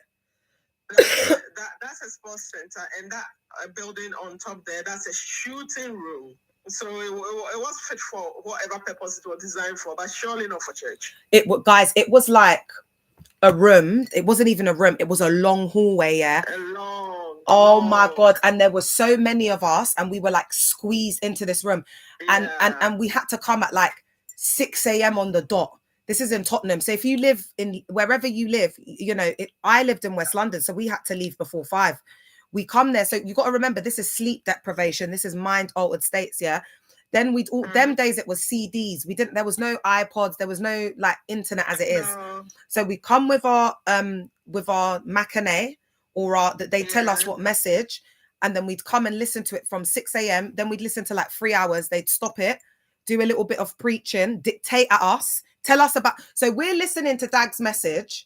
Then they stop it, and then they tell us what Dag is saying about his message, and we're all listening. Then we have to sit there, and we're there from no word of a lie, from in it like 6 till like 1 a.m., 2 a.m. the next day. Honestly. Crazy. No eating, no breaks. Yeah. Because you are supposed to be fasting, isn't it? Oh yeah, there was fasting with it as well. Fasting, yeah, no eating, yeah. This is giving me some PTSD. Yeah, I'm not gonna lie, it's making me feel a bit sick. Let's change that, because as I'm talking, I'm even seeing she's getting stressed. The car park. I wish TikTok could see her chair. There was let's stop talking about it. Let's stop talking. It is so traumatic. And we all used to have our t-shirts. Let me stop talking about it. All right, let's wind down now, girl, because it's been a while and it's been a lot. It's very. And if you need to reach out, let's talk afterwards. But is there any final thoughts or anything you want to say to the collective before we go? And then I'm going to give a few points. For anyone listening, just be yourself, and we need to be careful how we kind of, want to see other people as like, the God or, all in all. Like, the Bible says that we know in part, we learn in part. No one knows it all. So don't let us be fooled by what people are saying. Half of the things that people say, they don't even mean it. Like I've just told you with what Dag has been saying. He probably doesn't remember what he said from one day to the next. or one. No, he wouldn't. Yeah, because he has to concoct all these lies and make people believe it and bring out all these phrases that people like just get hyped on and all that, and it becomes a thing. And no, they are not true. They are not relevant. He has an agenda and he's pursuing it. And I mean, you can tell from, I mean, may the soul of his son rest in peace. But that I never even saw that guy engage in any church activity for starters, let alone, you know. So let's not be fooled by these people. Mm-hmm.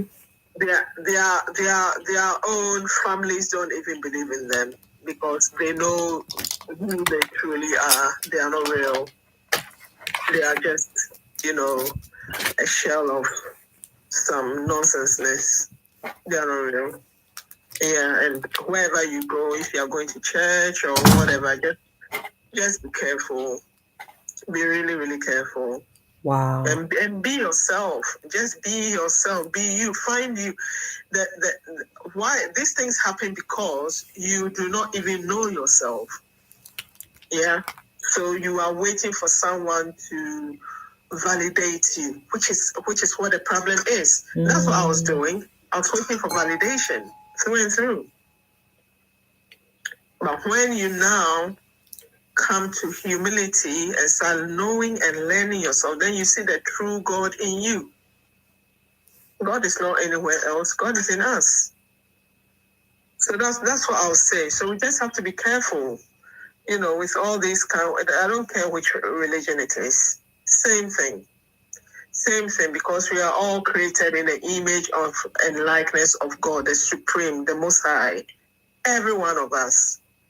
One can be superior than the other. No way. You can surely learn. Why not? But not in a way that you neglect yourself in the quest of, you know, giving someone energy for them to be superior. No.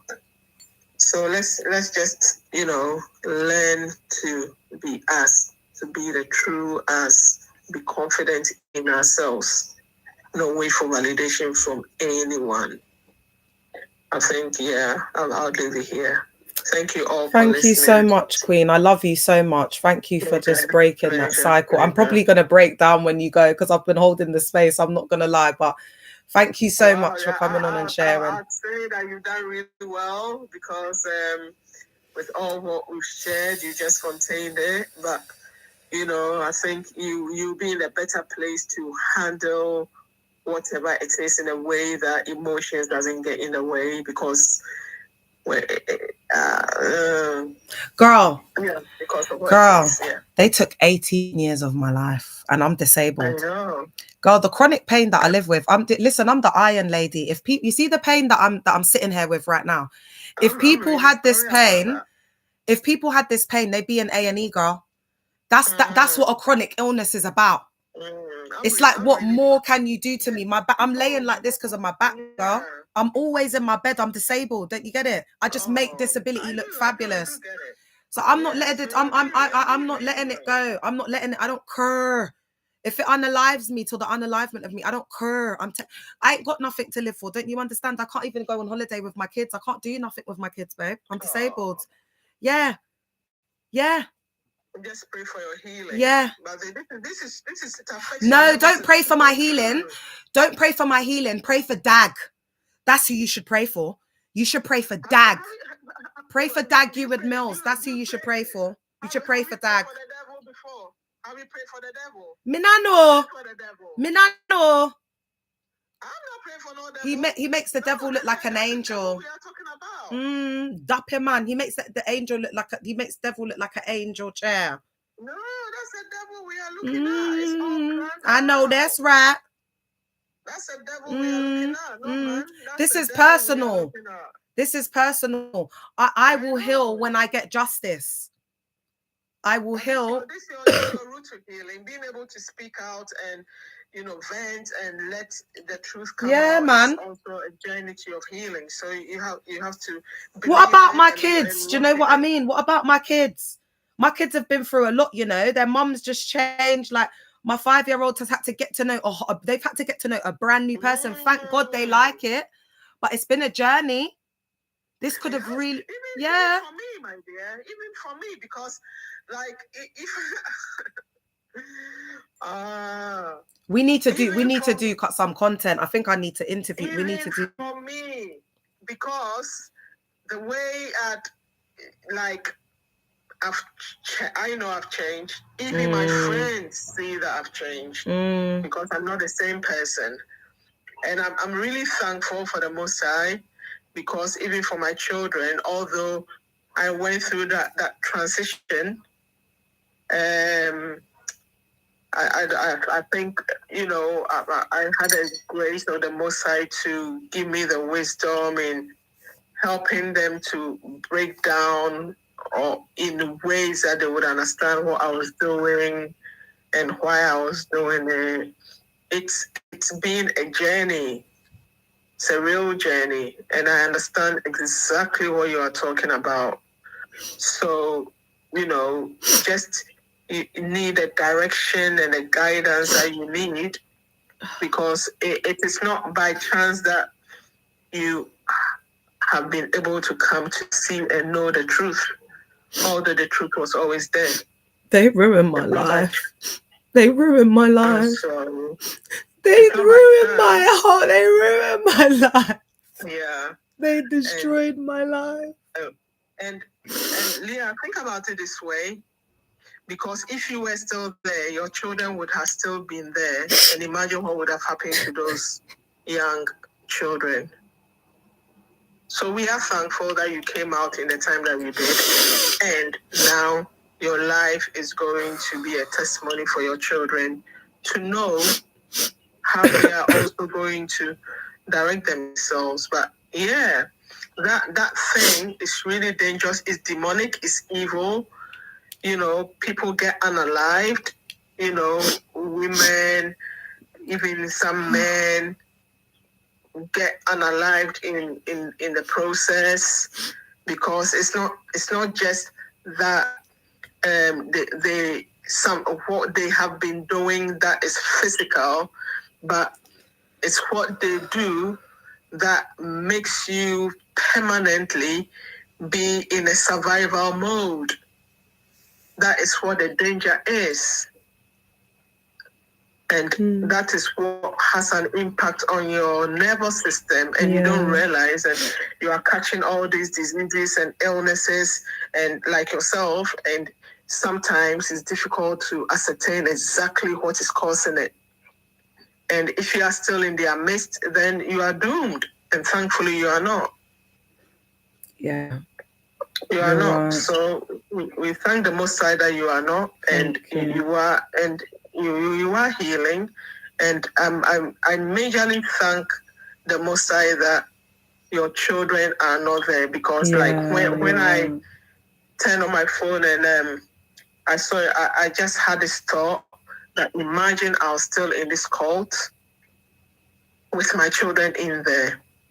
Because it got to a point, I know we are rounding up. Why am I doing this? Let me just say this last bit. Yeah, go on, girl. It got to a point, even in the church, that I was noticing that what was going there was contradictory to what my beliefs were.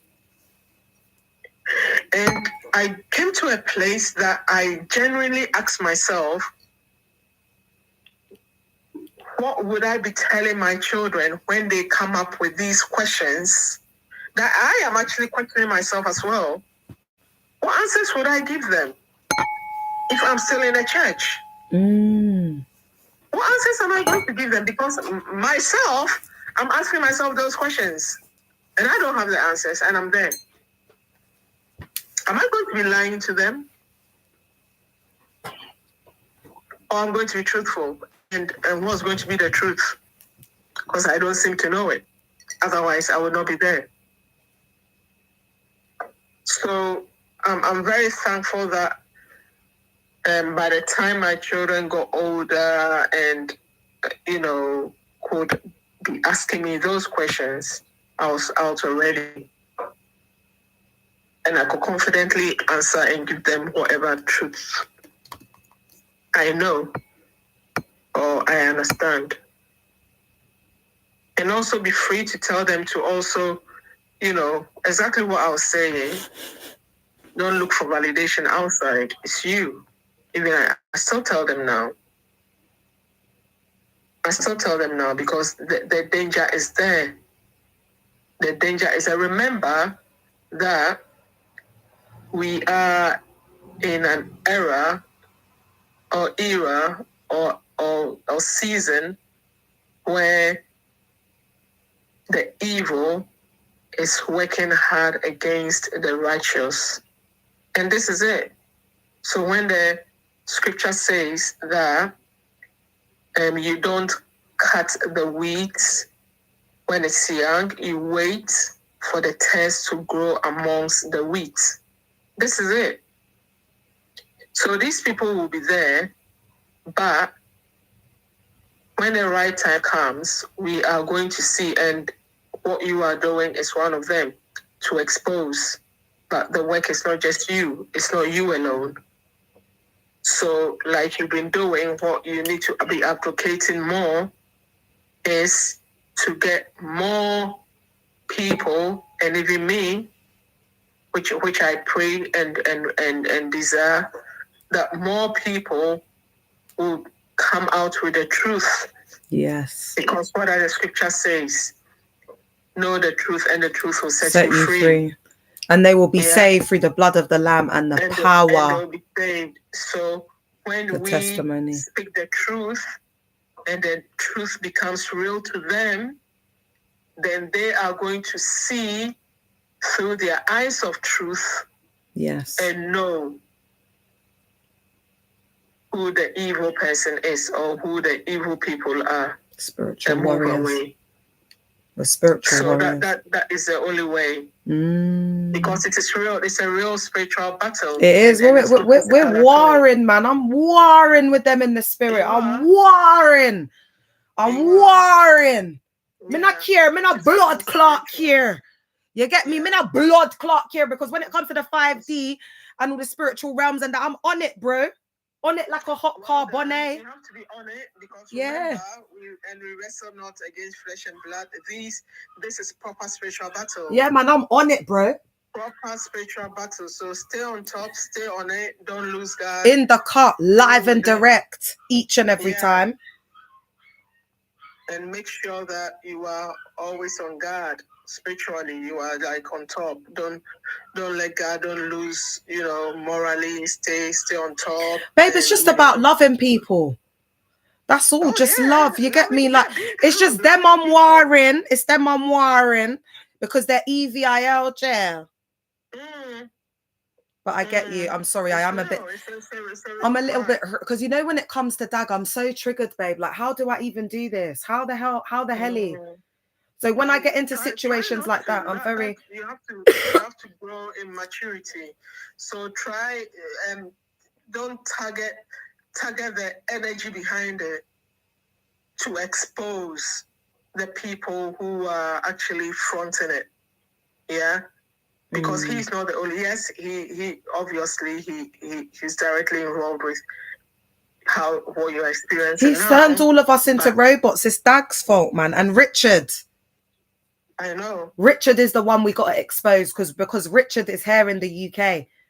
Because I've got another OG. I'm going to speak to you about this online because I don't want to talk about it on here. We can't let them know our movements. So when I come off, I'll send you a message because I've got an idea.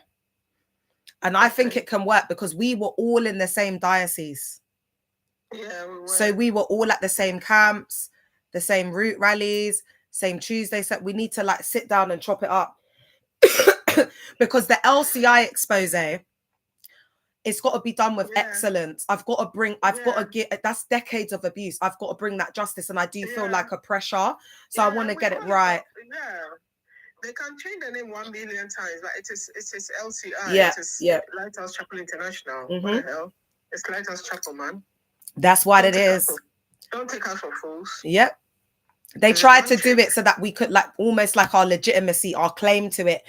It's like we have no legitimacy and no claim. That's why I came in saying First Love, because that's the one that he's tried to rebrand with and whatever. I know Dag like the back. I know Dag better than he knows his blood clot self. The same church. Yeah, LCI. It's not called LCI anymore, baby. Everybody knows it mainly as First Love and MSCI and PSCI here in the UK and Europe, bitch. Yeah. Wow. Now, they still kept the name Lighthouse Chapel International, but it's a certain church in Africa. It's like a denomination now within a denomination.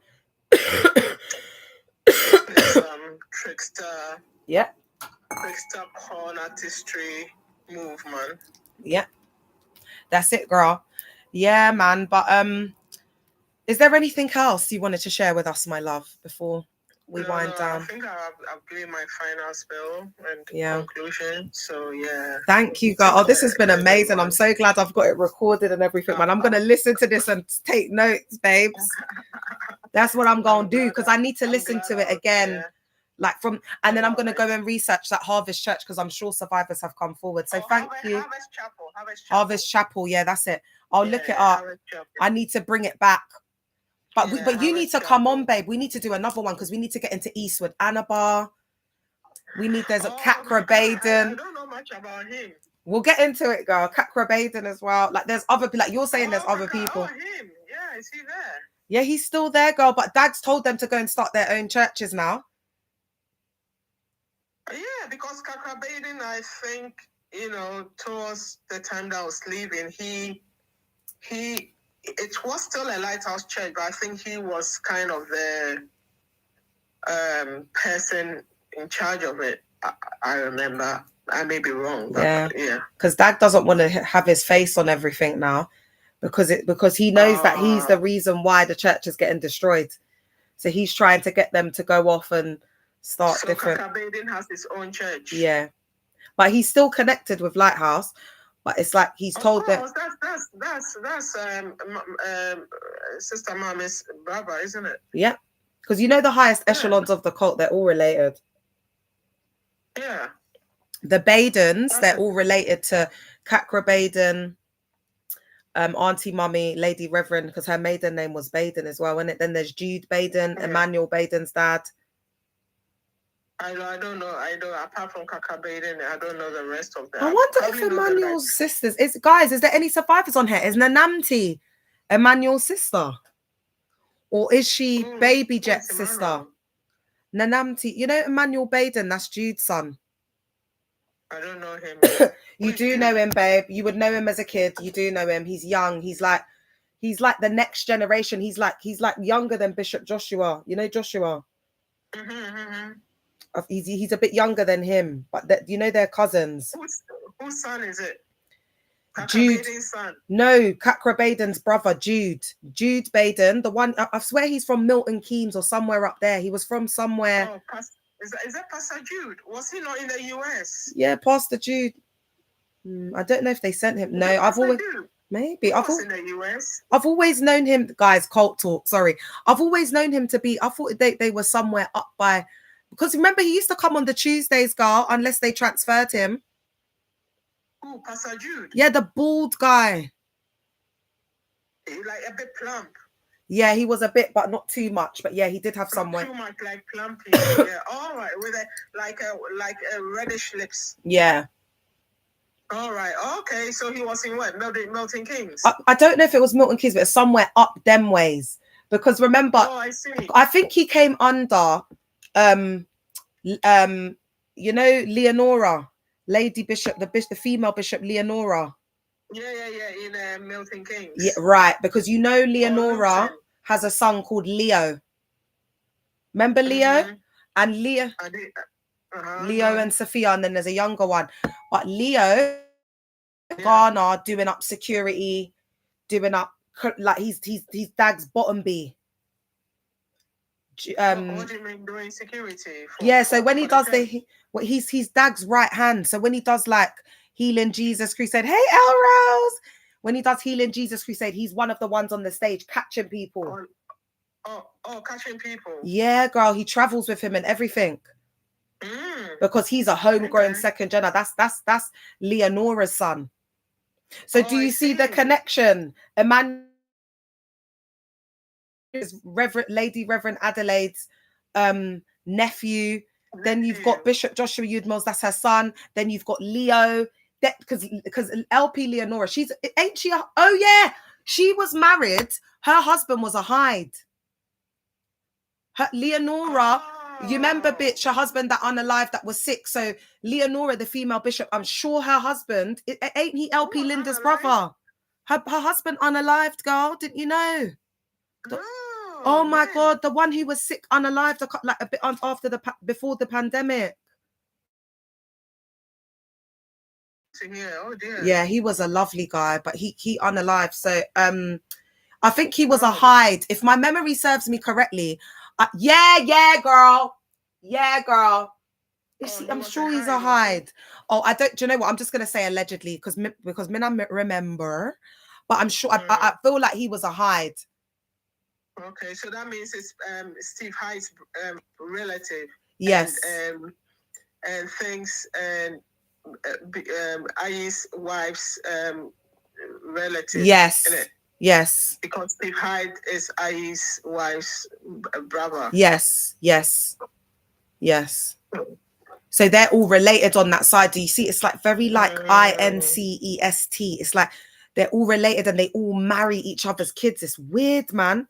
They're like they raise them like siblings, like cousins and that, and raise them like siblings. They all grow up together like brothers. It's disgusting. And they make them marry each other. Yeah, and they don't even see them like that, but they brainwash them into like marrying them. Yeah, marrying them off. That, you know, it's so disgusting. It's a bit like that cult. What's that cult called? Children of God. Or the other one, the where they sackcloth. Jonestown. No, I don't know. Never mind. Yeah. Wow. Yeah. Okay. Girl, we've been saying that we're going for time. I keep keeping her on. Where's Lady Pastor Laura? Which one? Laura? I don't know her. No. You said Hyde. Hyde's wife. Oh, Linda. No. The one in Milton Keynes. Oh, Leonora. Leonora, yeah. Leonora. So Leonora got sent as a missionary to the Philippines. And there's been some scandals out there with some of her missionaries. I don't even know. They wanted to leave and all that. But yeah, she's been in the Philippines. And you know, the Filipinos, they love God. So it doesn't matter. It's going to work, the church. So it's apparently it's been it's thrived there, innit? So she's like Leonora was, I think she was one of the first female bishops that they appointed. So she's like their golden girl. It was the two of them, isn't it? How many more do they have now? Well, Philippa, I think it's Philippa, Episcopal sister. Then you've got Linda. I think Linda is bishop now. Yeah, because you know when they discard the women, they just give them that episcopal title. So I don't know if you remember Dan LP Dianara. They called it. They've changed their name in First Love. Dianara. You know the mixed one. She used to be in Apache Youth with Ben. Clive, the lights. She was really good looking, beautiful girl, mixed race. Remember when we used to have them services and all the kids used to be sitting on the stage, and there were Apache youth that used to roll with Reverend Gino? Yeah. Come on, girl, stretch it. Remember, there used to be a specific youth of Apache, and there weren't many mixed race people, babe. It was all Ghanaians. Remember the youths, the small one. If I showed you a picture of her, you'd recognize her, the mixed race one, Jill. Maybe. Not maybe you would recognize her, girl, because she was still doing up groups with Joshua when you were in the cult, baby girl. When we were still doing up Tuesday services, she was in. You're gonna know the face. Are you all right? I'm sure. Girl. When they were sitting on the stage, you know, Dan, girl. You know, Mother Dianara, because that was that Richard got his claws well into her chair. Yes, girl. She's going to the cult from about 2007. So if you see the face, you'll be like, yeah. Oh, no hair then. That's what I'm saying, girl. She got recruited at 17. It was her. I can't remember the one that was LGBTQ plus, the guy. I'm trying to remember his name. They changed it to M. Kwame. Was it Kwaku? Is anyone on here who knows? And then they changed his name to like Mackay or Malachi. Or Bishop Dag changed his name. He was part of that same youth group. I'm trying to remember the boy's name. Really? Yeah, man. He was LGBTQ. Girl, he is flying that flag chair. They made him get married, but he is so LGBTQ plus. Do you know what I mean? That ain't good. That doesn't get washed away with the. No, it doesn't. You know, the spirit or whatever. We all know that's human. If you're that, you're that, babe. Yeah, they can go and fool themselves all they want. Do you know what I mean? Like, but people just need support with how to like come to terms with who they really are. Do you know what I mean? Their authenticity to walk and be in their true self. That's all it's about. That's why I don't know if you've seen that young guy that's been talking out. Have you seen it, babe? I haven't seen it, but I heard you. I saw your video earlier on this morning. Oh, babe, please go and watch the pin post. I've got him on there. He's a baby, and what they put him through, what he's been through. God, I've been crying for him, like, you know, behind closed doors in my private time, because it's like, as a mother, seeing that they did this, he still looks so young, but at the time he's 14. And I'm thinking, as a mother, I've got one that's going to be 12. And I'm like, no. That's why we need to speak out. You know, it's the older generation, babe. Exactly. I agree with you. Because we got the heart for the kids, man. First love. Oh, what? No, if you go to my Instagram page, you'll see it. I'll talk about it once we wrap up, but it's on my Instagram. It's on my Leah Lauder 777. Oh, girl. But please message me. Let's exchange numbers. Let's get a time to I think we need to meet, babe. We do need to meet. I think we can get a meeting or even speak on the phone, you know, just kind of chop it up, yeah. All right, my love. Well, I have to go now. Yes, darling. Thank you so much for being on here. Thank you for your time. Thank you, darling. Take care. Thank you, everyone. Bye, girl. Everyone's it. Bye. Thank you so much. I don't know how to take you off. Oh, she took herself off. Oh my God, you lot. Whew. Life is full of surprises. Ooh, wasn't that a lovely surprise? All right, guys, I think I'm just going to wind it down. I'm not going to go into no disloyalty. It was supposed to be a loyalty and disloyalty deconstruction live. But boy, did Eco deconstruct us. I just want to say a huge thank you for that. Absolutely. You know, guys, I got my warn. Thank you so much, Queen, for coming on. If you rewatch this later, for sharing, because guys, there's something about when the older generation come on, because I've been trying to articulate it, and it's like these little first lovers who have been in the cult for 10 years, 15 years, 12. Babe, you don't know a damn thing. You know nothing. This cult has been around since the 80s. It started with all Ghanaians. I told you. When I came in the cult, I stuck out like a sore thumb. They thought I was an Oyimbo, and I didn't know. I just came in being me. Oh my God. When I think back now, everyone was like, most people were like Ghanaian speaking. And most of the teachings were about, you're not allowed to speak in Ghanaian. It's rude. People feel isolated. That's where we're coming from, to what you see today, first love. So you want to ruin our lives. You want to use us. Like you heard her say, her husband went to Spain. She struggled. She didn't have no blood clot money on benefits. And because this narc wanted to escape his duties and responsibilities, he swans off to Spain and then comes back broke. Didn't have a job when he left. Didn't have a job when he came back. It's like they use them as the guinea pigs to then say, if a man doesn't have a job, he can't go on missions.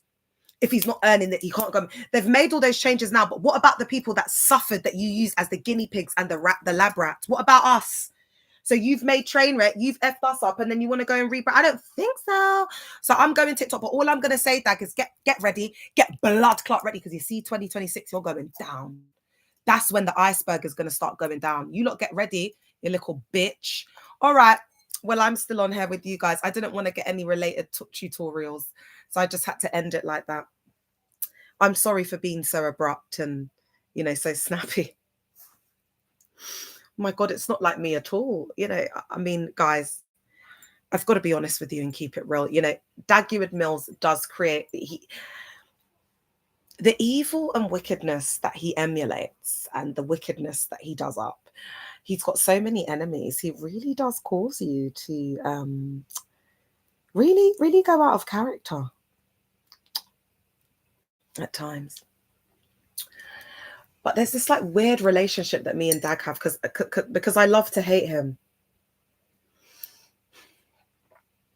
It's like this love-hate relationship we have.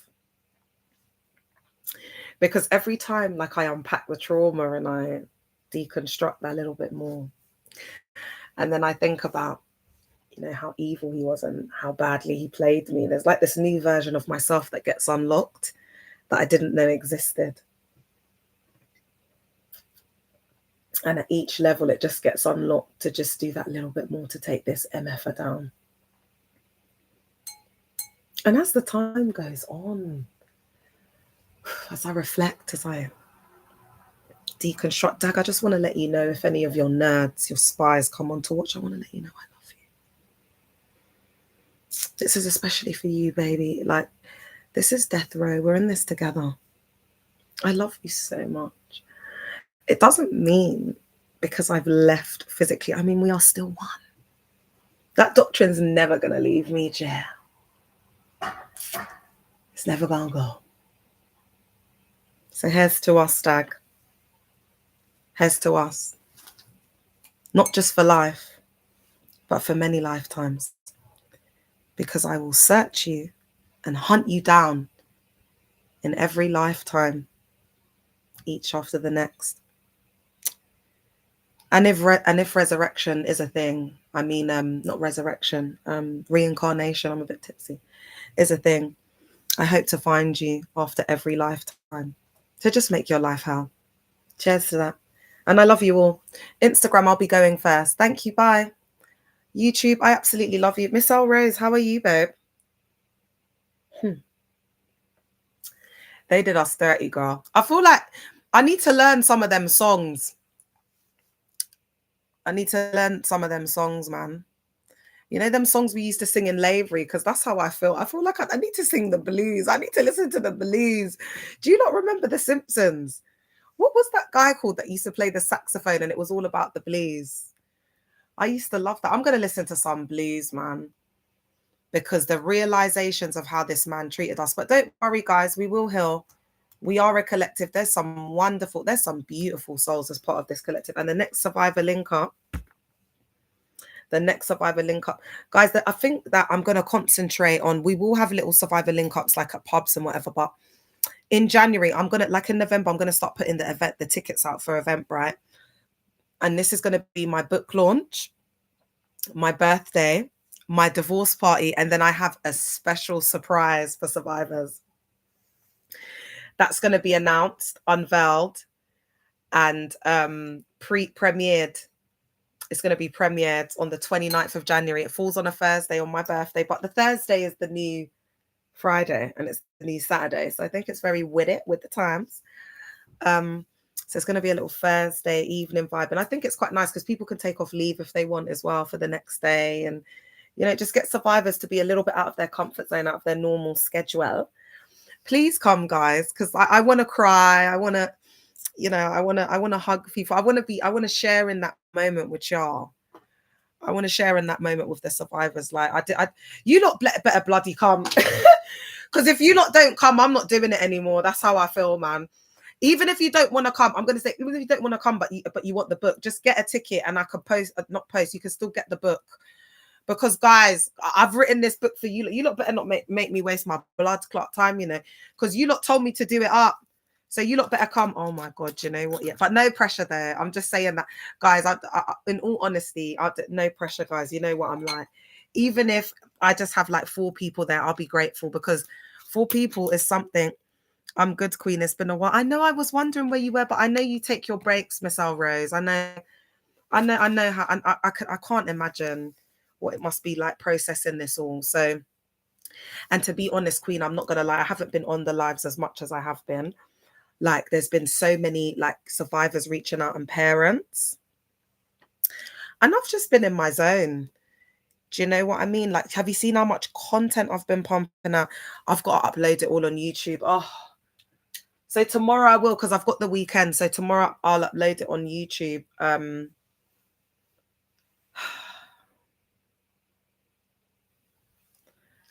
How I'm doing this, only God knows. But let me give you a quick point, yeah, because Miss L Rose, I haven't seen you for a while. But Miss L Rose, you see, I've done 2 videos. I think one's Cult 101 And another one is Loyalty and Disloyalty Part 1. Girl, please watch Loyalty and Disloyalty Part 1, because this is like I'm actually deconstructing your psyche in it. Yeah. So try and be in like a dim lit room. If you've got a candle, light a candle, because I'm playing a frequency in the back, but you can have another frequency playing, because it is going to be like deconstructing you. Yeah.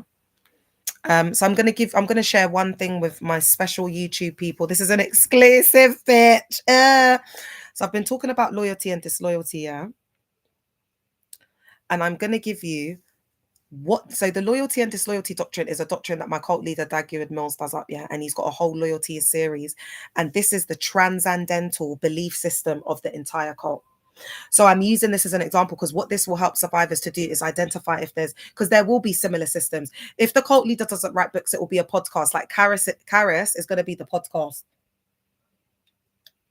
but it's the same as this. It's the same as First Love.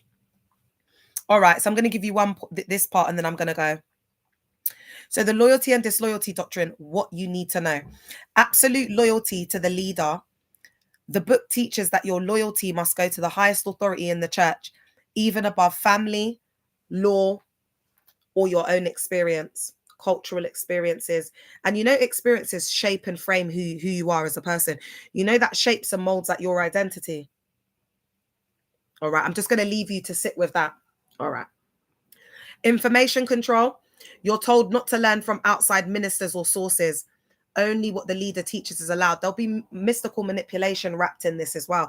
There'll be things like, prophet knows, God is giving prophet divine knowledge. It's like, that's where the sacred knowledge comes into it. You see the manipulation?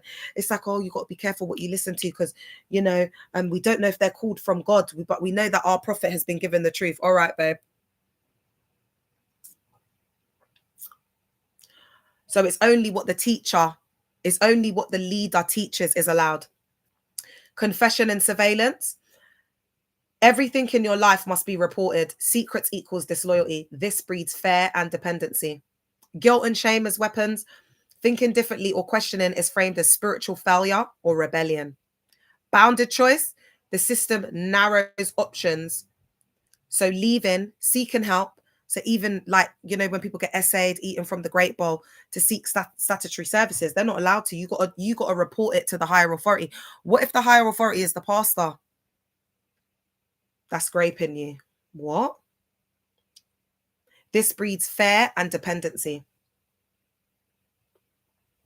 Oh my gosh, you'll be launching your book soon, girl. I need to tell you my story. Maybe you might write another book about second gen members. Ooh, not might. I will. But girl, if you want to give me some information, because I'm going to have a whole chapter on second geners. So if you want to get in touch, Miss Elrose, it could even be like a letter from you. It could be a letter from your heart to second geners. It could be key information that you think I need to cover in that chapter. I don't even need to speak to you if you're not ready. It could be bullet points. Or, Leah, look into A, B, C, D, E. You could create an anonymous TikTok account and say, Leah, it's Miss Elrose. Include A, B, C, D. That would be amazing if you could do that, because I will do a book for second geners, because you've shown me there's a need. But in the interim, girl, there's going to be a whole chapter. Oh my, I need to watch that. Yeah, the comments are coming through slowly. I changed over to this faster broadband, but it's giving slower. Your comments are coming in slow. Bounded choice. The system narrows your options. So leaving, seeking help, or thinking independently feels impossible. So in closing, bottom line, this doctrine is not about faith. It's about control. It brainwashes people, isolates them from outside truth, and weaponizes guilt to keep them obedient. True spirituality never demands silence or absolute obedience to one human. Spirituality is about freedom. And we know in scripture, it says, where the spirit of the Lord is, there is liberty, and that the truth sets you free. And I think that's a nice note to finish off. Miss Elrose, I don't know if your comments are coming through slow. So if I don't see your comment by the time I end it, if you do want to get in touch with me, babe, it could even be in a comment. you could at me in a comment on YouTube, but I hope I see it, man. If you put it as a comment on YouTube, like maybe under this live, so I'll come back to check this live because there's so many videos. If you want to give me some bullet points, some stuff that you think need to be added into that 2nd gen chapter, you can just come and comment under this video and I will add it. Yeah, if there's a poem, anything you want me to add, again, you can put it in the comments and I'll come back and check under this this post for the next week to check if you put anything, but absolutely no pressure. I would never reach out to you or anything. Only if you feel that that's something you want to do, because it might be later on when I write the book, you might be more ready. All right. Love you guys. I'll see you tomorrow. I'll be back in. I have a feeling I'm going to come on early because I'm just itching to expose Dag, but let's see. Love you. See you tomorrow. Yes.